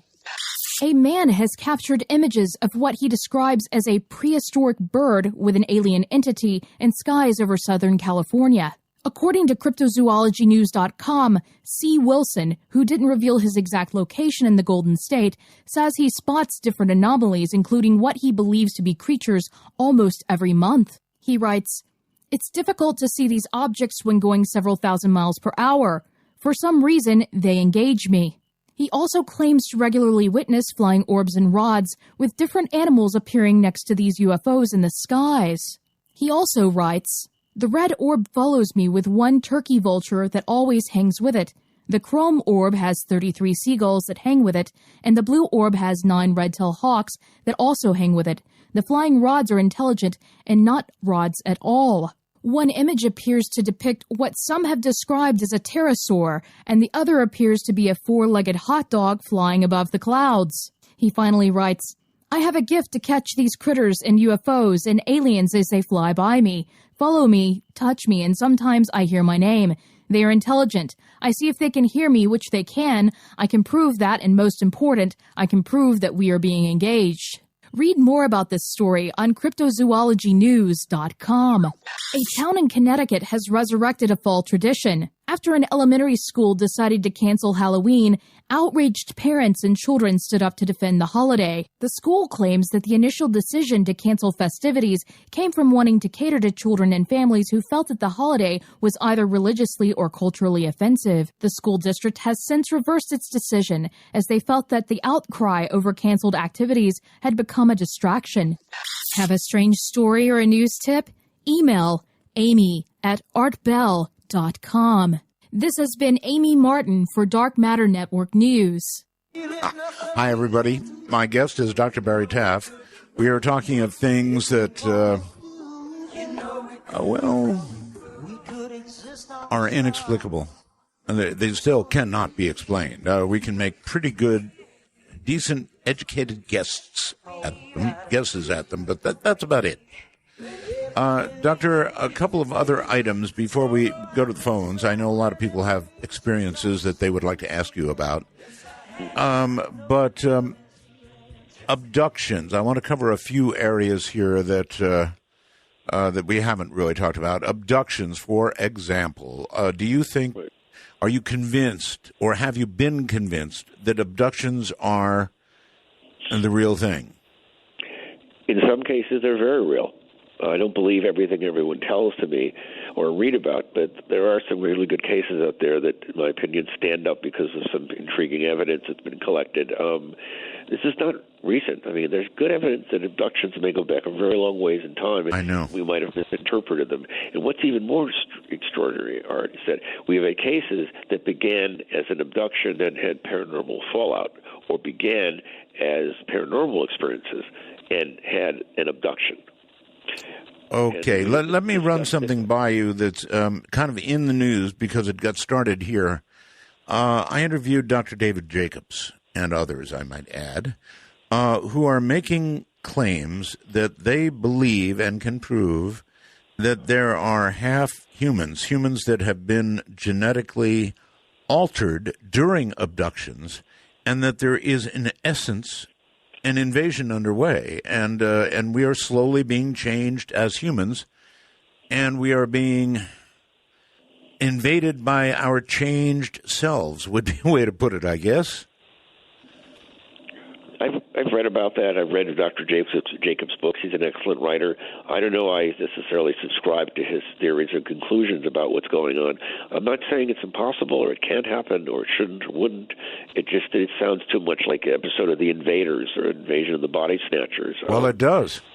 Yeah, and what I suspect is... But I would say, let me add, it could very well be true. I mean, if you were going to invade a populated planet full of gun-toting people, I might add, you might well want to do it very subtly, very slowly, and over a very long period of time. And if you had the ability to genetically modify, I can't think of a better way to do it. If you give it some serious thought, it does make sense.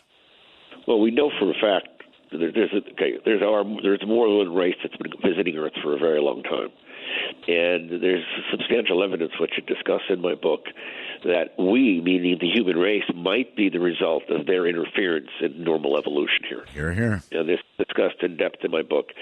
Leonard Stringfield, a lot of his I bought everything he ever wrote, and it's some really good evidence collected, which I republished in my book, and I all referenced appropriately. And one of my conclusions at this point is that whoever these beings are, they may know something about our future we don't. Meaning, maybe we're not going to survive here, and they do want to replace us. Or maybe they want to take our genetic makeup, take it to another star system, and build another race with it. Maybe. I don't know how what your, this kind of crosses over into the political realm, and I don't really want to do that. But there is, I think, substantial science showing that our planet is in really, really, really serious trouble. And if we don't modify our behavior, or perhaps it's time for a statement that it's too late to modify our behavior to change what's going to happen. And so for that reason, they might be interfering. Does that touch a nerve? Yeah. I've read about stuff like that. I've heard people discuss it. To be honest with you, I'm more worried about the fact that we can't trust our government to tell us the truth about anything anymore. I know. Going back decades, it's nothing new. Right. And I discuss. Here's the whole thing. But this is in my book and in my website. If we are the result of someone else's experiment, then they're not from Earth. That means we have an inconceivable future and an inconceivable past and unimaginable future. It throws into question everything about the human race. Yeah. It kind of messes up religion big time. Oh, yeah. Ethnicity. And the last thing we need on Earth right now, amongst all the insanity going on, is another reason for people to go nuts. So if you were in charge of the disclosure of such volatile, earth-shaking information that would basically disenfranchise all of us, would you do it to please a few, knowing that the end result might be utter chaos, or would you not do it, hold it back? We don't need more problems. What would you do? If I was in charge of... You're the one that could flip the switch and say, make the disclosure, let the whole world know about this. What would you do? Would you risk humanity to bring this to the public, or would you say, no, it's too dangerous, let's keep a lid on it? Well, you're probably not going to like my answer. I think that I would say it is too dangerous, let's keep a lid on it. No, that's what most normal, rational, intelligent people would say. In the end, what good would it serve? I mean, not that I wouldn't like this disclosure. It would. I think we need in the near future. It might be catastrophic and be the most destabilizing information ever given to us. In the end, it would probably help us because we'd all realize we're all one people. I don't care where you're from, what your color is, what you look. We're all the same. We all breathe the same air and eat food, and we all get old and eventually die. So we're all going through that. But I just think in the short term, the chaos could be horrendous. Mm-hmm. And it wouldn't, there's a good deal of suggestive evidence out there. And some of this is on my website, that the real reason JFK was killed wasn't for whatever people suspect. It might have been he was about to disclose the most closely guarded secret on Earth. He might have been. All right. I do have one more really big question for you, and then I guess we'll try and dive into the phone lines. And by the way, I forgot to mention, I do now have a first-time caller line, which is area code 775-285-5800. So if you have never called the show, that's what it means. You're a first-time caller. Area code 775-285-5800. Doctor, what do you know about a secret space program? Well, I've read and listened. I've read every book Richard Dolan has written. I've talked with him on numerous occasions. He was on my show for a couple of years ago. I had a brief podcast show. And I've seen all his interviews online.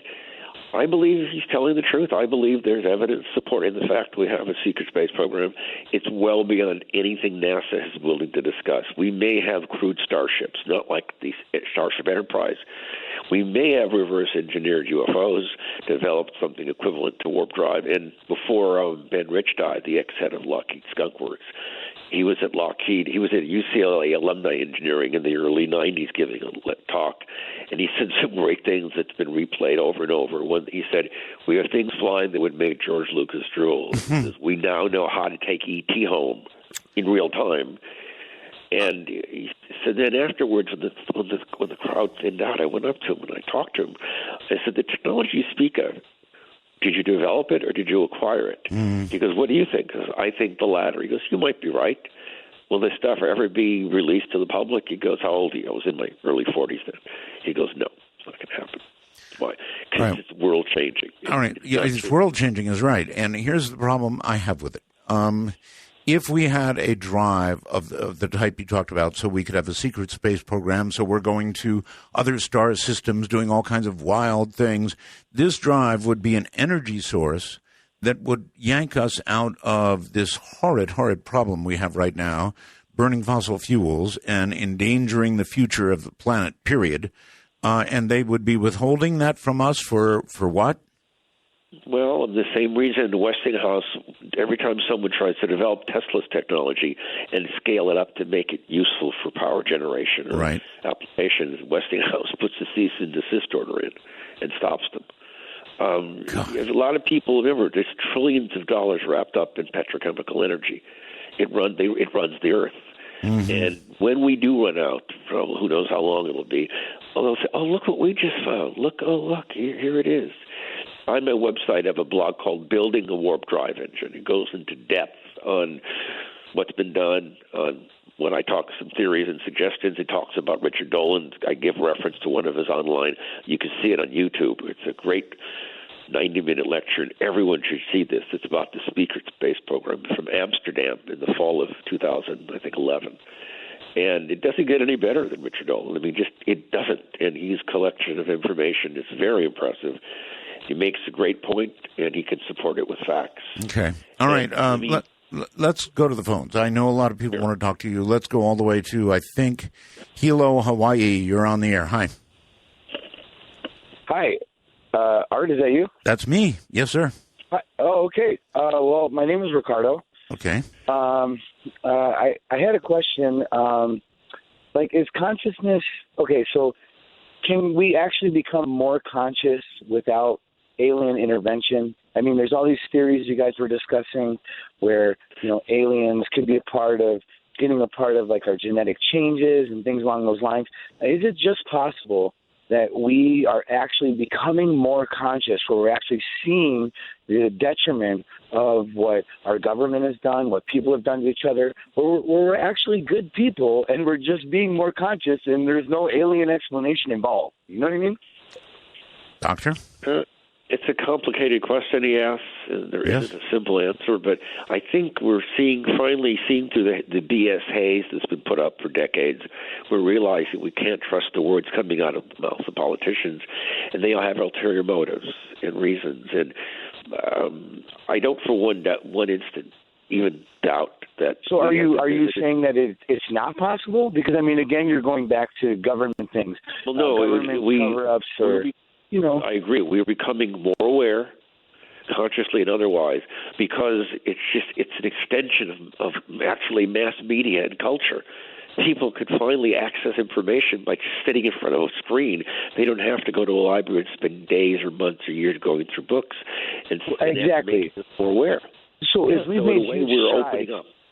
If we've made huge strides at recognizing that we're all connected, I mean, we're all created from this energy that connects all of us. So, I mean, that's consciousness. That's consciousness just becoming greater and greater. Can we just recognize that things kind of, time-wise, time is a tricky thing, so let's not get into it because that would take forever. But consciously, we are actually one living energy between all living things, between trees, earth, plants, everything that's living. And in this consciousness, there is this growth that occurs simply because of who we are. It has nothing to do with some outside force. The government can do what it's going to do. People are going to do what they're going to do. But in this consciousness, in what consciousness is, we are actually growing as people. Is that possible, or does it have to be some sort of outside alien influence that allows us? I feel like that takes away our power as people, honestly. Well, I don't think that aliens are affecting our consciousness. I mean, they can, whatever these things are, clearly have manipulated our perceptual abilities and ability to understand. But I think we are evolving and changing much more rapidly now because of our exposure to information based on what we're doing, not based on what aliens are doing. And maybe this is a concern to them. Maybe we are growing in a way, but our proclivities haven't really changed. They've just grown along with us. All right, brother. Thank you very much. I appreciate it. You guys are awesome. Art, I love you, man. You're great. Thank you, buddy. Take care. Thank you. That's Hilo, Hawaii. First-time caller line. Again, area code 775-285-5800. Love hearing from people for the first time. It's exciting, actually. Let's go to Skype. And Kurt. Hello, Kurt. Hi. Hi, Mr. Bell. Hi. I heard your car story where you saw somebody hit your car. I had something similar happen to me back in '96. I was living in downtown Phoenix on the top floor of this apartment complex, and all of a sudden, dead asleep, must have been 2, 3, 4 in the morning, just got up out of bed and walked toward the door, and I just had to go outside, and I went outside, and I lived right on the corner of the top floor, and looked down at my truck, and there were these two idiots trying to take my tires off my truck. Oh, God. And I hollered down at them that I'm calling the police, and I got a gun and all that. And, boy, they took off like nobody's business. But I went down there. All the lug bolts were off. And they even left a jack there because they let me ask, did you have this overwhelming feeling that something like this was going on? I just know that when I woke up, I was almost like I was robotic, or I would just had to go outside. I don't know. I just had to go outside, and as soon as I did, if I would have been 5 minutes later, my tires would have been gone. Sure. But that happened. Just a story. I don't have any question. I just want to let you all know that really did happen, too. Oh, I believe you. Kurt. Thank you very much. I appreciate the call. And so there you go, Doctor. Another one. You could endlessly hear stories like that. So precognition is absolutely real. I don't know what triggers it, and I wish I did. I wish I could continually do it. I'd be rich. What things seems they have relevance emotionally to us. So you really love your car, and my God, you don't want this thing stolen or destroyed, and you have this passion. What's going on? And it'd be like if you were married and you don't want anyone to hurt your wife or take your wife away. It's that same bonding. It may not appear like it. Look, I hate that phrase. I love my car. I liked my car. It served a useful function, but I wasn't like a lot of people. I wasn't a car nut. I didn't go out and go, oh, car, I love you. You know, I wasn't like that with my car. It's just a thing. So I don't want to overblow it. No, but see, it might have, even though it may not be a conscious thing, you know, like we all go out and buy certain cars for certain needs. We like the way it looks, the way it feels, the way it drives, the way it sounds, versus just buying any piece of junk we're in front of our eyes. Now, my '98 Firebird Trans Am, I love that. Okay, great car. I used to have it from Trans Am a long time ago. That car I love, but this car was just a car, and I can't say that I was in love with it, but nevertheless, here came this precognitive feeling, and it just was not possible to ignore. It was so strong. I don't know what I could compare it to. It was just overwhelming. Let me give you another story about precognition and me that dealt with a car. All right. This is 1970. I was dating a girl in college, upper division college, named Sharon, and we got along really well, and suddenly the dreams came. In the dream, I'm in the back seat of a car. I see her in the passenger seat. Name was Sharon. I saw someone driving, but I couldn't tell if it was me. I couldn't even see the dashboard of the car. So we're turning down the street to go to her home, which is on a cul-de-sac. We turn down, much larger car comes out, hits us head on. There's glass, there's fire, and I see Sharon's body, unconscious, bloody. I'm going, no. Yes. And the dream happened once and twice and over, and I'm going, this isn't good. So I said, look, I'm going to have to tell Sharon. So I told her, and she was angry at me, when I told her I can't see anymore, not for the reasons I would suspect that it scared her. She thought I was making it up because I didn't want to drive all the way out to see her. And I said, look, the whole purpose is if we're dead, we're not doing anyone any good. Mm-hmm. She got very angry. Fred, I don't blame her. And the relationship ended. And then time went by. She started dating someone else. Well, everything happened that I saw, except he was killed. She was badly injured. I just my ego put me in the driver's seat. I didn't change a damn thing. Good Lord. And this is the question is, the reason I dreamt about it was because it was relevant to me and my emotions. Okay, let me ask this. In the dreams that you had, you were part of the dream when you had them, correct? I was in the back seat of the car. Back seat. Usually when I'm thinking of a girl in a back seat, we're both in the back seat. But anyway, you were in the back seat of the car. You were part of that dream. And but when that didn't happen, an alternative future happened with somebody else, and the dream came absolutely true.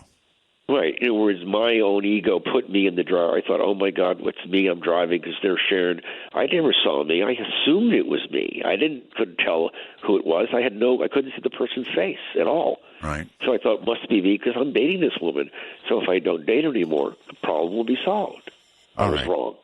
Okay, gotcha. All right, Doctor, a short 2-minute break. A lot of people want to talk to you. Dr. Barry Taff is my guest. He's been researching paranormal stuff. Aliens Above, Ghosts Below. You got to love the name of that book, Aliens Above, Ghosts Below. And we'll tell you more about the website and so forth as we move along. All right, Doctor, we're sort of into a lot of calls here. So you ready?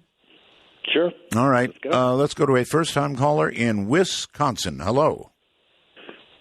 Hi. Hi there. This is Luke in Stevens Point. I'm calling tonight because I had a pretty interesting sighting tonight, actually. Oh?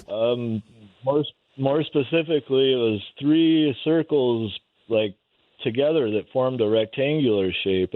I've never seen anything like it on film or anything. That's why Well, slow up for a second. You hold on. You had this sighting. This was in the sky. This was... Oh, this was big, close. It was pretty cool. Okay, you're describing a craft? Yeah. It flew across the sky, not a sound, very fast. This is my 3rd sighting in 5 years, too, which relates to my question. Okay. My question is more specific to I realize sightings and abduction, the connection with abduction and all that, but why does it seem that sometimes they're almost putting on a show for people? Yes. It's Stephen Greer. I mean, a lot of his group, and I'm not the only person that this. We're going to have Stephen on pretty soon. Actually, I don't want to give the date, but soon. You're right, though. So, Doctor, he said sometimes it seems like they're putting on a show, and I agree with him. Sometimes it does. Comments? Yes. Oh, yeah. I've been going back just over the last 45 to 50 years. Some of these events are spectacular. I mean, there's the Phoenix Lights back in the 90s.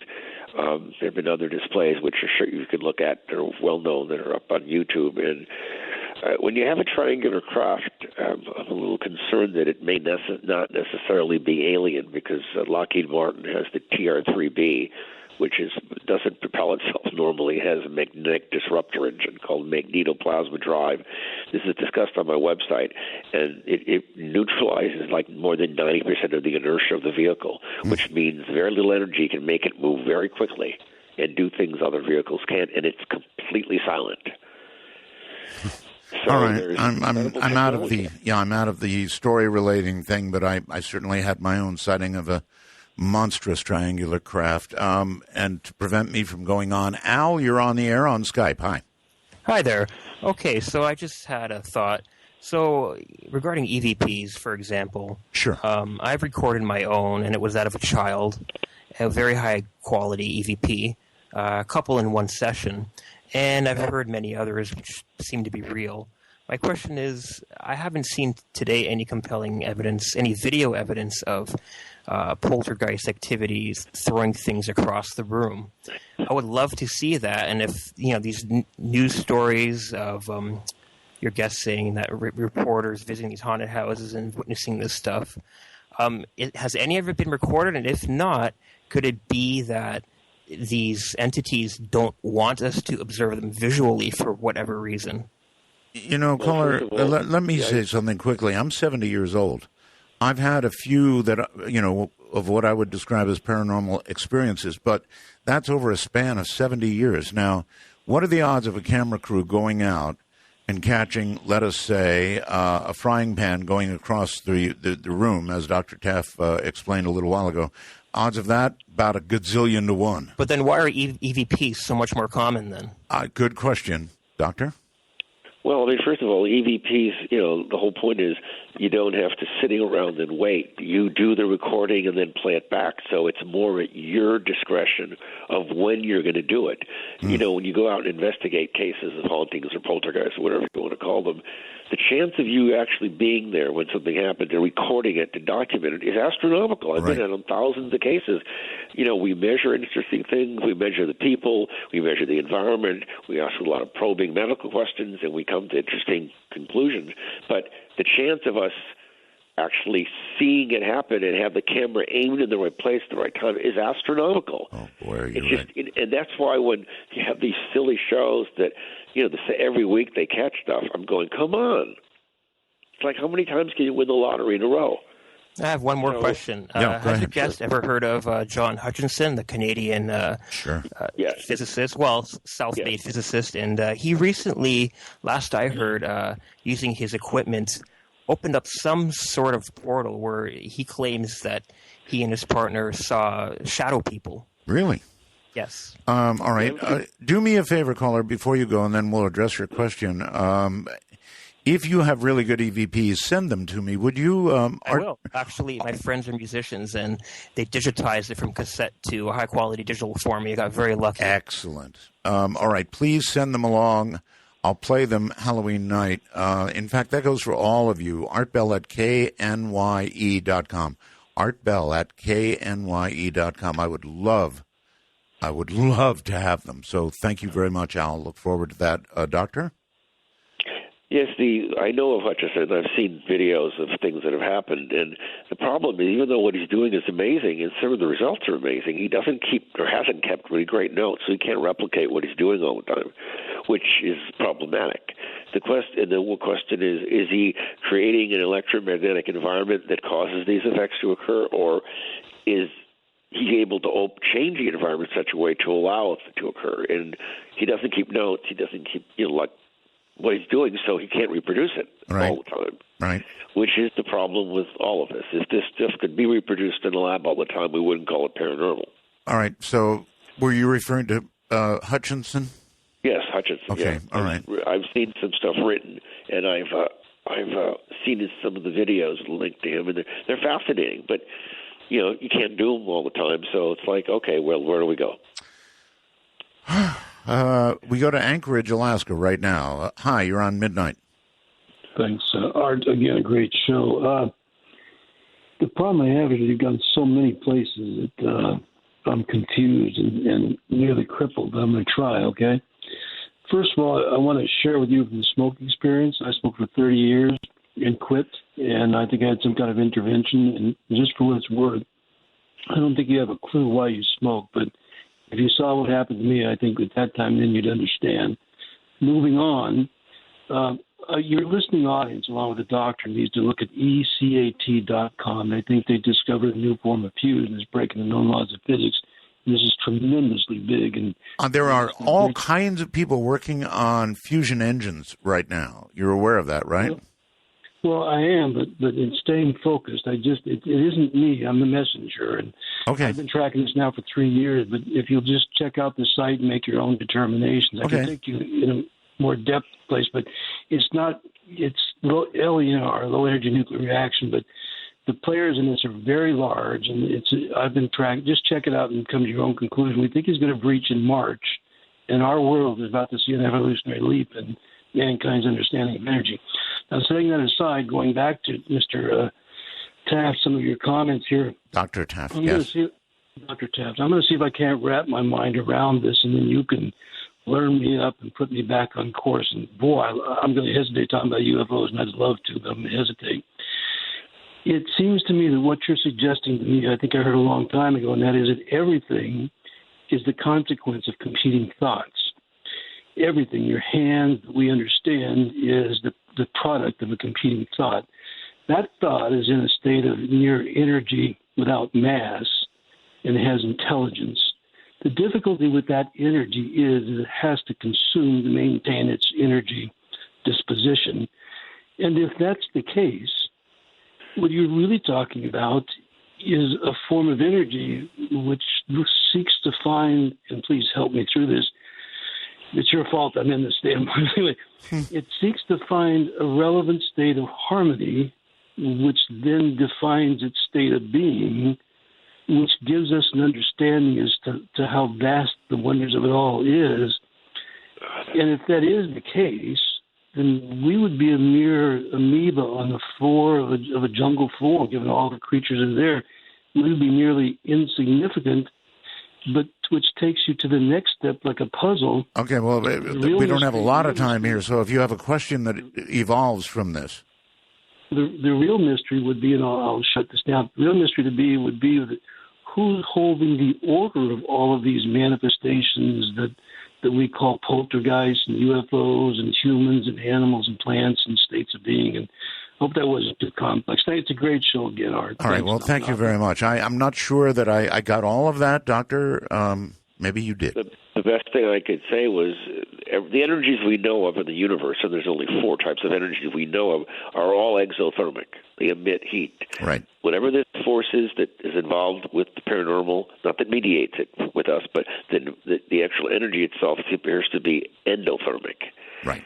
And again, there's nothing else we know of like that. There have been discussions of, remember the guy who was some guy who was funding a fusion reactor a couple of decades ago, I forget, Bob Guccione or something like that, and all these things about building a gigawatt-class small fusion reactors. Nothing was ever built or tested or developed. There's all this stuff going on. I know that up at Nova Shiva, up at Lawrence Livermore, they were doing experiments. It's inertial confinement fusion, and they fired, terawatt or petawatt class lasers to compress deuterium and tritium to produce that fusion. And when they're doing this, they're finding energy coming in from sources they don't know where it's coming from, like another dimension. They pretty much stopped doing the work because they ran out of money. So, but there's evidence that there's stuff out there in other levels of reality we're not aware of yet, and we may be seeing, this is the first indication of it in the world we live in every day, is that there's a force of nature that can do incredible things. Some of us can unconsciously mediate it.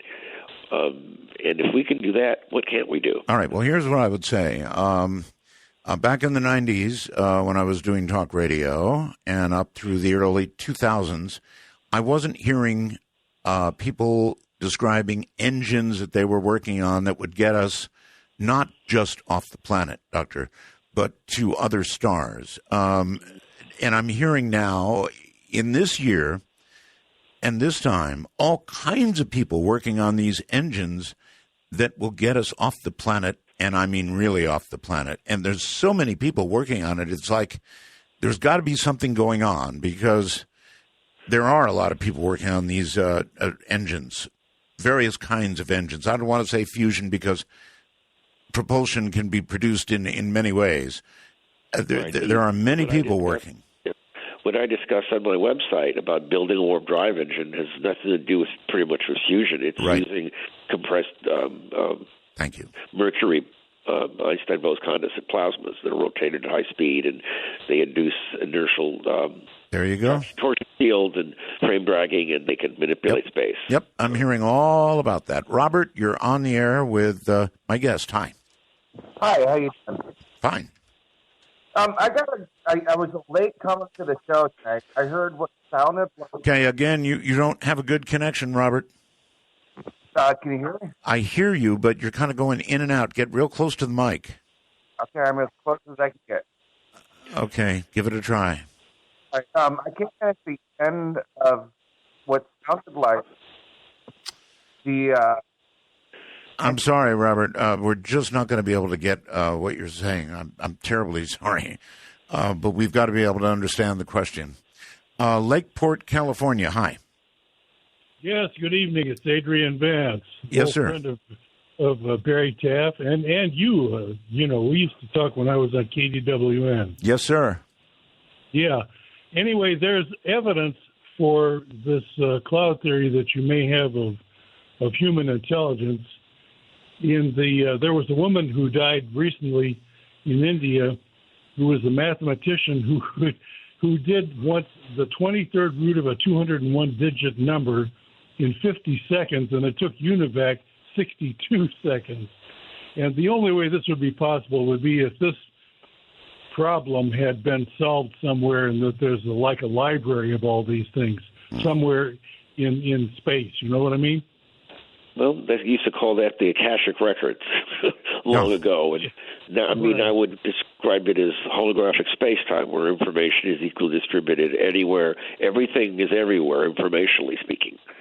By the way, Mr. Vance, were you ever the West Coast editor of Popular Photography? Yes, I was. Yeah. Oh. And Adrian, that I've known you for more than 40 years.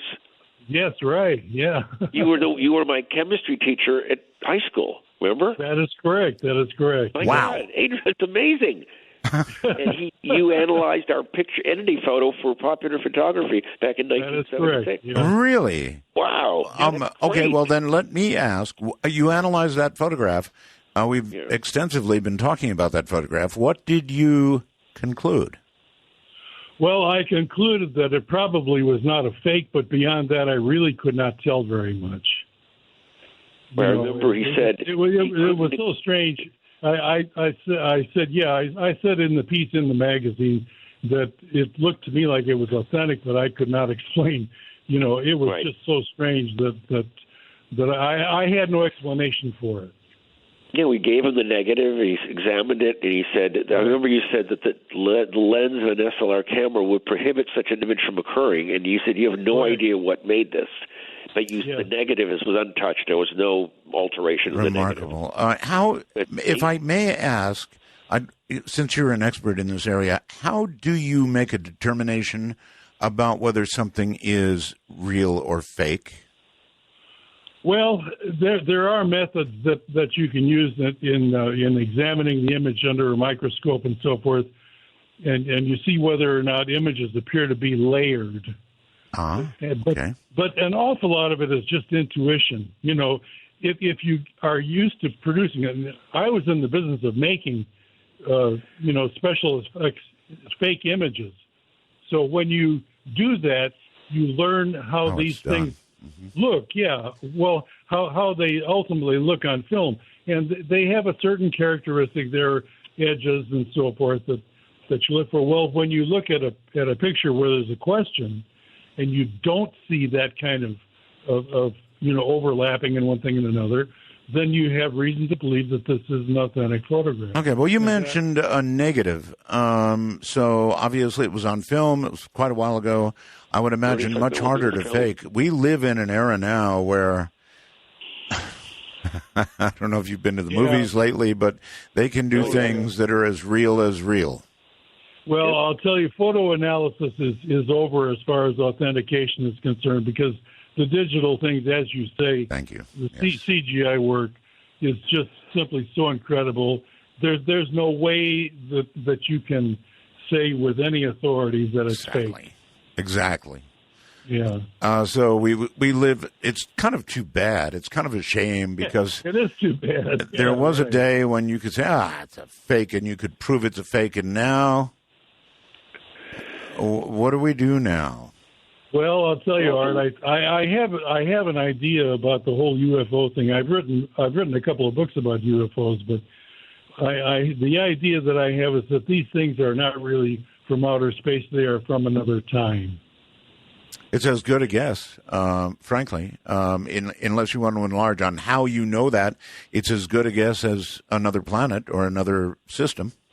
Well, it would take me a while to lay it all out, but I think I have a very good hypothesis for it. All right. Well, thank you for the call. It's been wonderful having you on, and Dr. Taff. Wow, unbelievable. Adrian Van, I'll never forget his name, ever. Well, all right, take on what he said. Now, he said UFOs could be from another time, and couldn't they as easily be from another time? Well, if you're able to warp space and time to transit from one star to another, you are moving through time in one sense. Okay, but I think he had a... there's stuff about the Rendlesham Forest case, Bentwater's thing. Oh, yes. One of the things came out when they're suggesting that the information suggests that the vehicles that landed were from our future and they were doing things to help us survive. It's, that's the latest stuff I've seen on some shows. I don't know. It's intriguing. It's interesting. Doesn't mean it's real. Doesn't mean I know that one of the guys touched a vehicle and it seems to have put some stuff in his head. That's what he believes. Some kind of induction process. Mm-hmm. But, beyond all that, I will never forget Adrian Vance's name, ever. It's just, I remember in the lab one day, Dr. Moss calls from the office below. She said, "Barry, come down. Someone wants to meet you." I walked out. There's Adrian Vance. I'll never forget his name. My goodness. Isn't that amazing? Flipska, hello. You're on the air. Hello, Art. Hello, Doctor. Hi. I had a question for the doctor. What is the scariest thing you have experienced? Okay, again, we're having trouble with your connection as well, Flipska. What are you on? I'm on a smartphone, Skype. Okay, would take us off speakerphone, please. It's not on speaker. You must be on speakerphone. It's not. I think it's just... Okay, it's a very bad connection, Flipska. Okay, let me try again. All right, well, I don't know. The doctor has experience. No. You're not, we can't discern what you're saying. Okay, no, that's fine. Thank you. All right, well, you got better at the end there. I don't know what people are doing that they can't listen, lesson here. Don't use speakerphones. Never use speakerphones, especially when you call a radio show. And definitely do not use, little earpiece, a Bluetooth earpiece. That's also death on a stick. Let's go to here and say hi. You're on the air. Hello. Going once, going twice, and gone. You, instead, are on the air in Arizona somewhere. Hello? Hello. Yes, sir. I just wanted to speak to the doctor. I had an experience many years ago, and I've never had anybody explain to me what this was. I was dating a girl. We were out. We came back to her house, brought fast food.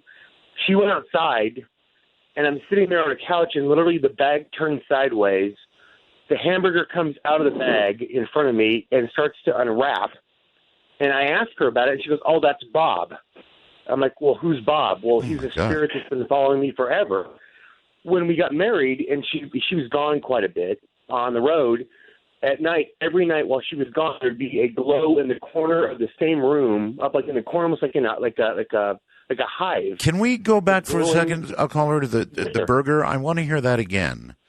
We had gone out. She was a singer, and I watched her sing that night, and we decided to get some food on the way home. Yes. And we walked in the house, and she's like, "Hey, I'm going to go change." Yes. So she went in the other room. I set the bag of burgers down like on a coffee table, and kind of laid back and started to watch TV. And all of a sudden, the bag just kind of went sideways. Yes. And literally, one of the burgers came like I reached my hand in the bag, kind of thing, and pulled the burger out. Well, I was nowhere near the bag, and I'm watching the come out of the bag, and then the wrapping off the burger starts to come off. Oh man, that's not just fast food. That's self-dewrapping food. Yeah, seriously, I was completely shocked. And then the bag was like shaking, like from the inside, like somebody's got their hand inside the bag. And I yelled at her, and she walked in and she's like, "What?" And I'm like, "The burger, it just came out of the bag." And she's like, "Oh, that's Bob." Bob. I'm like, "Who the hell's Bob?" Yeah, who the hell's Bob? He's been following me since I was a little girl.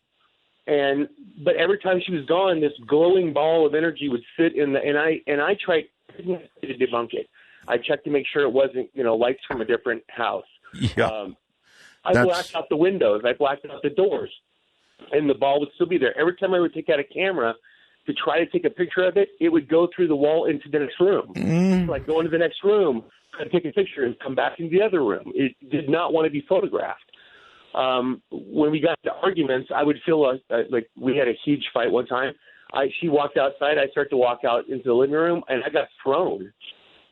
So I don't know what it is, but nobody's ever been able to give me a logical explanation as to how a hamburger gets pulled out of a bag, unwrapped right in front of me, and there's nobody within 5 feet of the damn thing.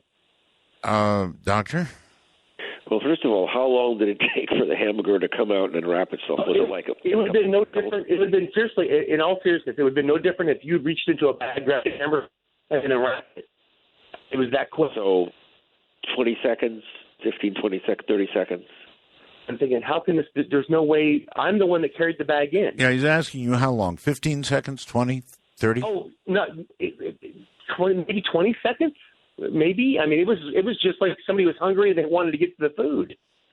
And let me ask you, and I know, did either you or your wife have any type of medical problems in terms of sleep disorders or epilepsy or? No, nothing like that. Nothing in your backgrounds? Neither background? No. And there's nothing in either one of ours. Mm-hmm. Interesting. And this was centered around your was this your girlfriend or your wife? My ex-wife now, but I mean, it was centered around her, and it had been going on since she was a little girl and she was adopted, and I mean, she was as a baby, but from the time that she could remember, this thing's always been with her, and has gone every location she's ever lived. But the weird thing was, she was in Europe, and the thing was still in the house. And how old was she at the time? She was in her early 30s. And how old were you at the time? Mid-30s. Yeah, I mean, obviously this is interesting. It's linked to her, but it's also linked to an environment, which we've seen in cases where phenomena will continue to exist in one environment, yet one of the people, the agents, will leave, and it continues to propagate around them as well, we've had that in a couple of cases. But again, it would take a great deal of time to ask and take, a lot of questions, a lot of measurements of the environment of the people, and we might get answers. But it sounds like a really intriguing case. I'll tell you this. I love quarter pounders, but if one of them unwraps itself, I'm running. Well, it was something, and it was. I mean, there were so many things that occurred during the time we were together that it got. And thankfully I don't spook easily. I mean, I'm a criminologist, so my idea is investigate, always check. I think try to figure it out. I think you're perfectly within your rights to be spooked by that, my friend. I sure would be. My God, can't even imagine, but I can imagine in my mind. I can visualize a burger unwrapping itself. Jason on Skype. Hey, Art. Hello, Doctor. Hello. I have actually had a thought for a while now. I'm sure you have heard of the entire Amityville incident in New York. Oh, sure. Yes, I have. Now, I've read currently that there's a new tenant, a new owner, what have you. Why do you think that, say, the entire story of the Lux family, who had such a horrific experience and whatnot, and all the owners that have had the place since then, there's not been any more reporting of anything to, as far as I know, any paranormal activity whatsoever after their entire experience? I guess the answer would be it was with them. I interviewed George Lutz extensively. Did you happen to hear that years ago? Oh, I've listened to you for many years. I'm actually 31 now. I've called into the show before with a few things. I did not catch that interview. Too bad. But, it was a good one. I love all the books and everything. I've done a lot of personalized research on that. It's very enthralling to me. Okay. Well, Doctor, before you answer this, I'm going to ask, can you both hold? We've got a break coming up. I can't avoid it. Got to do it. So. Oh, yeah, that's fine. All right. Everybody hold tight. Dark Matter Network News. I'm Amy Martin. An unidentified flying object has been spotted over the skies of St. Helens in the UK. According to witnesses, the object, which was photographed by two different readers of the St. Helens Reporter, was floating over St. Helens Park and shape-shifting. One photograph shows the object during the day, which could be a hobby drone, yet another photograph shows an object over the city at night, depicting an eerie blue-green glowing orb. Both readers reached out to the paper through social media. The photograph taken at night was reportedly captured just before the lunar eclipse over the night of the 27th and 28th of September. What do you think? Check them out for yourself at sthelensreporter.co.uk. According to Business Insider, a group of divers went to dangerous lengths to remove a hook from the jaws of an injured shark last month. The group, which calls themselves Shark Addicts of Jupiter, Florida, were equipped with GoPro cameras when they noticed the shark in distress. A member of the group then distracted the dusky shark, holding it by the nose while another member removed the hook. You can see this video online at businessinsider.com. According to Art Bell listener Swordmaster Haruka, strange lights have been spotted over Mount Fuji in Japan. The listener writes, "Last week I mentioned strange lights or fire around the base of Mount Fuji. Last night they were big enough or close enough, hard to say, that I got some moderately okay pictures with my iPhone. In one picture they looked different because one light faded out and a new one started. What do these lights look like to you? Check these images out on artbell.com. A man has survived in the Australian outback after reports say that he was without water for over 6 days. The man, who claimed to be hunting feral camels in the Great Victoria Desert, was said to have lived on a diet of nothing but black tree ants. West Australian tactical responders found the man disoriented and delusional, though he is said to be recovering in stable condition. The blog GadgetZZ.com just received a mysterious DVD containing what appears to be a person in a 17th century plague doctor's mask and black robes. The figure looks to be communicating a strange encrypted message. The disc, which features a series of letters, numbers, and symbols written on the outside, contains the mysterious figure with an odd blinking light in the middle of its hand. The video also appears to have numerous deliberate glitches, and it is thought that the figure may be communicating to the recipient through some sort of encrypted Morse code.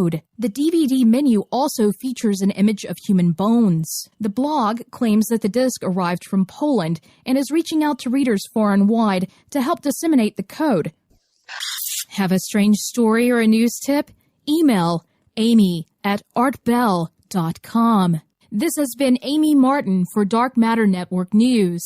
Welcome back, everybody. Dr. Barry Taff is my guest, and we have been just ranging all over the place in this discussion, a very, very good discussion at that. Let's go right back to it. Doctor, welcome back, and caller, welcome back. Please continue. Hello? Yes. Yeah, that's basically my question with the entire Amityville thing. Why would it be that only the Lutzes experienced paranormal activity, but any owner after they vacated the premises have not reported anything? I mean, I know before the Lutzes, the entire DeFeo incident, which a lot of people are very sure is what caused the hell the killings through. Yeah. But it's just I've heard theories about paranormal activity like that, like it kind of being like a photograph looping in time type of thing. But it seemed like it interacted with the family, so that kind of negates that and gives it, the entire thought that it was sentient that was interacting with the family. So do you have any idea why it would just single in on them and not on owners afterwards? Could it have been provoked by something about them, or what? Well, you're not going to like my response, but in my opinion, based on the evidence collected by parapsychologists on the case, the reason why nothing happened after the Lutzes is because the case was a hoax. Really? Oh. That's what the evidence suggests. Dr. I'm probably blanking on the name because I'm tired. Now, wait a minute, Doctor. Why wouldn't it be every bit as easy to say that the reason it left with the Lutzes is because it was attached to them instead of the place. I mean, you may have evidence I don't have. If you do, go ahead. A colleague of mine, and I'm blanking out on his name right now because I'm tired. There was some retroactive investigation done, and they couldn't really substantiate most of the claims made by the Lutzes. I was on a talk show with the Lutzes right after the book came out. I was at CBS television here in Los Angeles, and I said, I wasn't impressed with the book. I thought it wasn't well written. It was very sensationalized, and the types of phenomena described were very inconsistent with what I'd read about over the years and heard about. This is 43 years ago, I think it was. I wasn't impressed at all. And then, why am I blanking out? It passed away several years ago. All right. Anyway, the bottom line, you don't have to remember, is you think that it was a hoax. Caller, I really appreciate the question. No problem. Thank you. I'm not sure that I agree on the hoax part of it, but you may know more than I do. It couldn't easily be explained that it was whatever this entity was, or whatever it was attached to the Lutzes. Well, of course. I mean, obviously, like I said, most of these phenomena are linked to the people, and occasionally to the environment and the people. And then occasionally to the environment, and depending on who's in it, it'll react or won't react. But again, based on the evidence that was collected by parapsychologists who I knew and had worked with, they couldn't validate or verify one of the facts described in the book, which leaves one with the suspicion that the whole thing was hoaxed. And there was always belief that when before Jay Anson died, the author of the book, he admitted that he and the Lutzes made it up. They were drinking and they were smoking a lot of weed, and they just made the whole thing up. I can't prove or disprove that. That's some of the stories that have been scuttlebutt that's going around for a long time. Okay. All right. First-time caller line in Boise. You're on the air. Hello? Hello. Hi, Art? Yes. Oh, hey. Awesome. I got through. Yes. Yeah, I've been a long-time listener to you since I was about 22. I'm about 40 now. Thank you for that. I was just thinking on, like, the whole hybrid takeover thing. Yes. That maybe it's not necessarily a bad thing, maybe there's cause you know how the elites run a lot of the world. You sound like you're banging around there. Get good and close to your phone or whatever it is you're talking into. Okay, can you hear me now? Oh, I heard you right along. Oh, okay. Maybe like the elites that supposedly run the world, maybe there's another more malevolent alien entity that actually runs them, and so this is just an idea I had. And so maybe these other aliens or entities are intermixing themselves with the humans to help fight back and maybe change the world into something better than it. You're not the only one who's had that view, caller. There are a number of people who've said, you know what, the way things are going, they might be doing us a favor, and of course you can't rule that out. Yeah, you never know. It's just a thought I had. I've never called before, so I just thought I'd give it a try and throw my idea. Glad you did, and please call again, okay? All right, thank you. It was awesome to talk to you, sir. Take care. It's an idea that has to be considered, Doctor, if they are interacting with us, if they are changing us. It has to be considered that it may not be a bad thing, although most of us would, I think, revolt at the concept of not being in control of ourselves. Maybe one day we'll all be singing Kumbaya and holding hands. Who knows? Yeah. A lot of calls here. El Paso, Texas. Let's try that. You're on the air. Hello, Art. Hello, Doctor. Hello. Hi. I'm glad I got through. I was on Skype that you couldn't hear me. And my question is... Is your name Robert? No, sir. My name is Felipe. Felipe. Okay, Felipe. Yes. You better use the phone because that was one terrible Skype connection, brother. Yes, I know. I apologize. It's quite all right. The question for the doctor, what is the scariest thing you have witnessed with your own eyes? Uh-huh. two things come to mind. One was in 1992 in a case in the, I think it was the Hyde Park district. I remember it was a case of a nice Hispanic family, and we're standing in large. Doctor? Yeah. We lost you for a second there. You lost me? For a second. Yeah, you're back now. Oh, anyway, what happened is half the room began to violently shake while the other half of the room was not moving. It's not that we don't understand how that can happen. It can't happen because everything's connected with boards and bolts on the floors and the ceilings. So how can half a room shake? It can't. Right. Nor can hamburgers unwrap themselves. Right. One stranger, 1978, Television City, Fairfax and Beverly. My colleague and I are being interviewed to go on some talk show, and my colleague makes a joke that I don't show up in photographs, and I've had problems with cameras since I was very young. And I said to him, "You made me look like an idiot in front of these people." They take a picture of both of us with an SX70 Polaroid. It develops. Yeah, well, there was a problem, all right. My colleague showed up perfectly. He was a foot to my right. All you see where I was a mass of white light. No head, no face, no hair, nothing, just light. And they freaked out and told us to leave. All right, caller, how's that? Half a room shaking, the other half not. Sounds pretty scary. Yeah, I would say so, too. If I was there, I'd be scared out of my wits. Going to Denver, Colorado on the first-time caller line. You're on the air. Hey, you guys, how's it going? It's going well, sir. Hey, I wanted to ask the doctor if he believes in past lives. Oh, good question. Doctor? You know, I think we sort of lost him. I don't know where he went. He's still there. He's still connected, but it's like he's gone. So I don't know what to say. Caller, since I've got you, do you believe in past lives?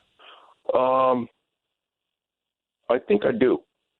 You think you do? Yeah, because of something that, happened to me when I was younger. But go ahead, tell me. Well, when I was about 27, all of a sudden I got this madness about this girl I knew when I was in the 5th grade, and it was so terrible. What do you mean by madness? You mean like wanting to see her again, or what? Right. Or I thought something was wrong, terribly, terribly wrong, And I woke up the next day and I ran into her, and I almost went nuts. You're crazy, And then what happened was a psychic told me, I didn't know who to go to. I thought I was getting ready to go to a mental hospital, and the psychic told me that we were in a past life together, and that's what this was, And that straightened you out. Pardon? That straightened you out. In other words, you said you were ready to go to a mental hospital.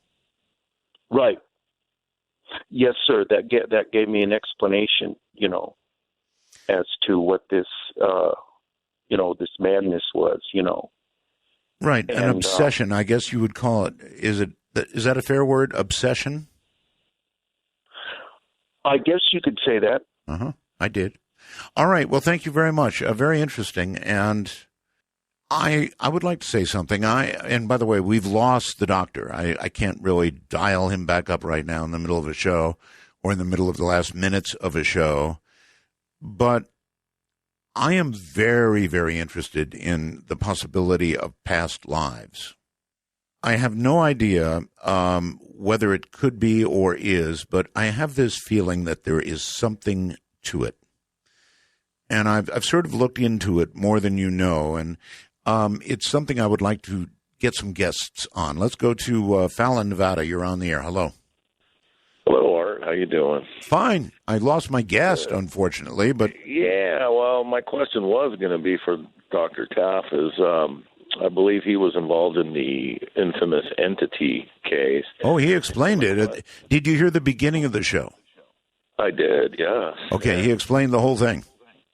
Yeah. And my question really was going to be if someone can actually produce because I believe his synopsis was that she created it herself. Yes. Is there a way you can channel that to a more positive? If someone has that kind of ability or that kind of power, is there a way to channel that for a more positive result? Yeah. You know, that was going to be my question. Have they thought about?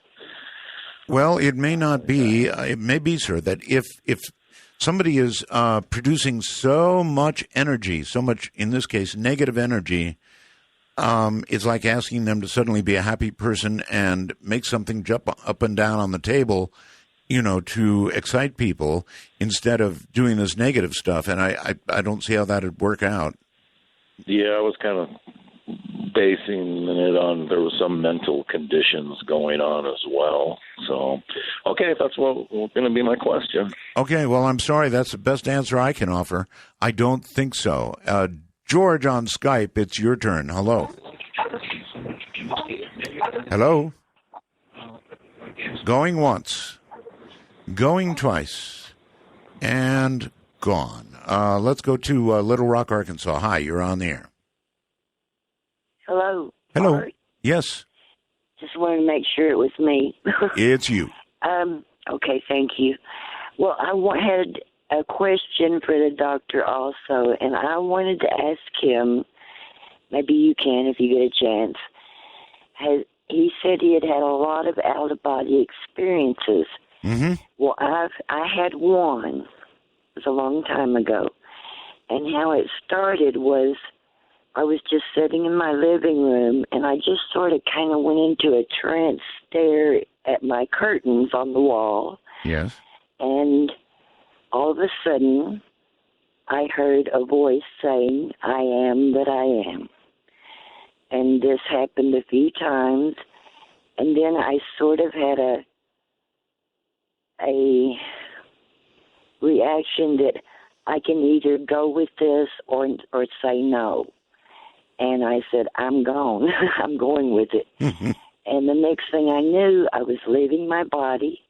I looked back, saw myself on the couch. I had slumped over sideways like I was unconscious and fell over. And there was like, I want to say it was the Holy Spirit or an angel, something like that, had a hotel. Well, that's probably based on your religious background, I would guess, right? Well, I am a believer, but there you have it. I'm not. I don't go to church all the time. Let's put it that way. But I am a believer in Jesus. Gotcha. But I mean, I think it's reasonable for us to discuss the fact that if you're a religious person and something like this happens to you, you're probably going to assign it to something that fits your belief system. Is that fair? I would say that's fair. Okay. And the next thing I knew, I was going through the air with this being, and I was on, like, I figured out, at the time I wasn't sure what was happening, but I was on a mountain, which I now think was like where Moses received the Ten Commandments and he saw the finger of God writing them on the wall, on the stone. Yes. And I saw that, and there was 2 commandments. One was, thou shalt have no other gods before me, and the other was, honor thy father and thy mother. So you didn't get to stick around for all 10? No, I only got 2. Okay.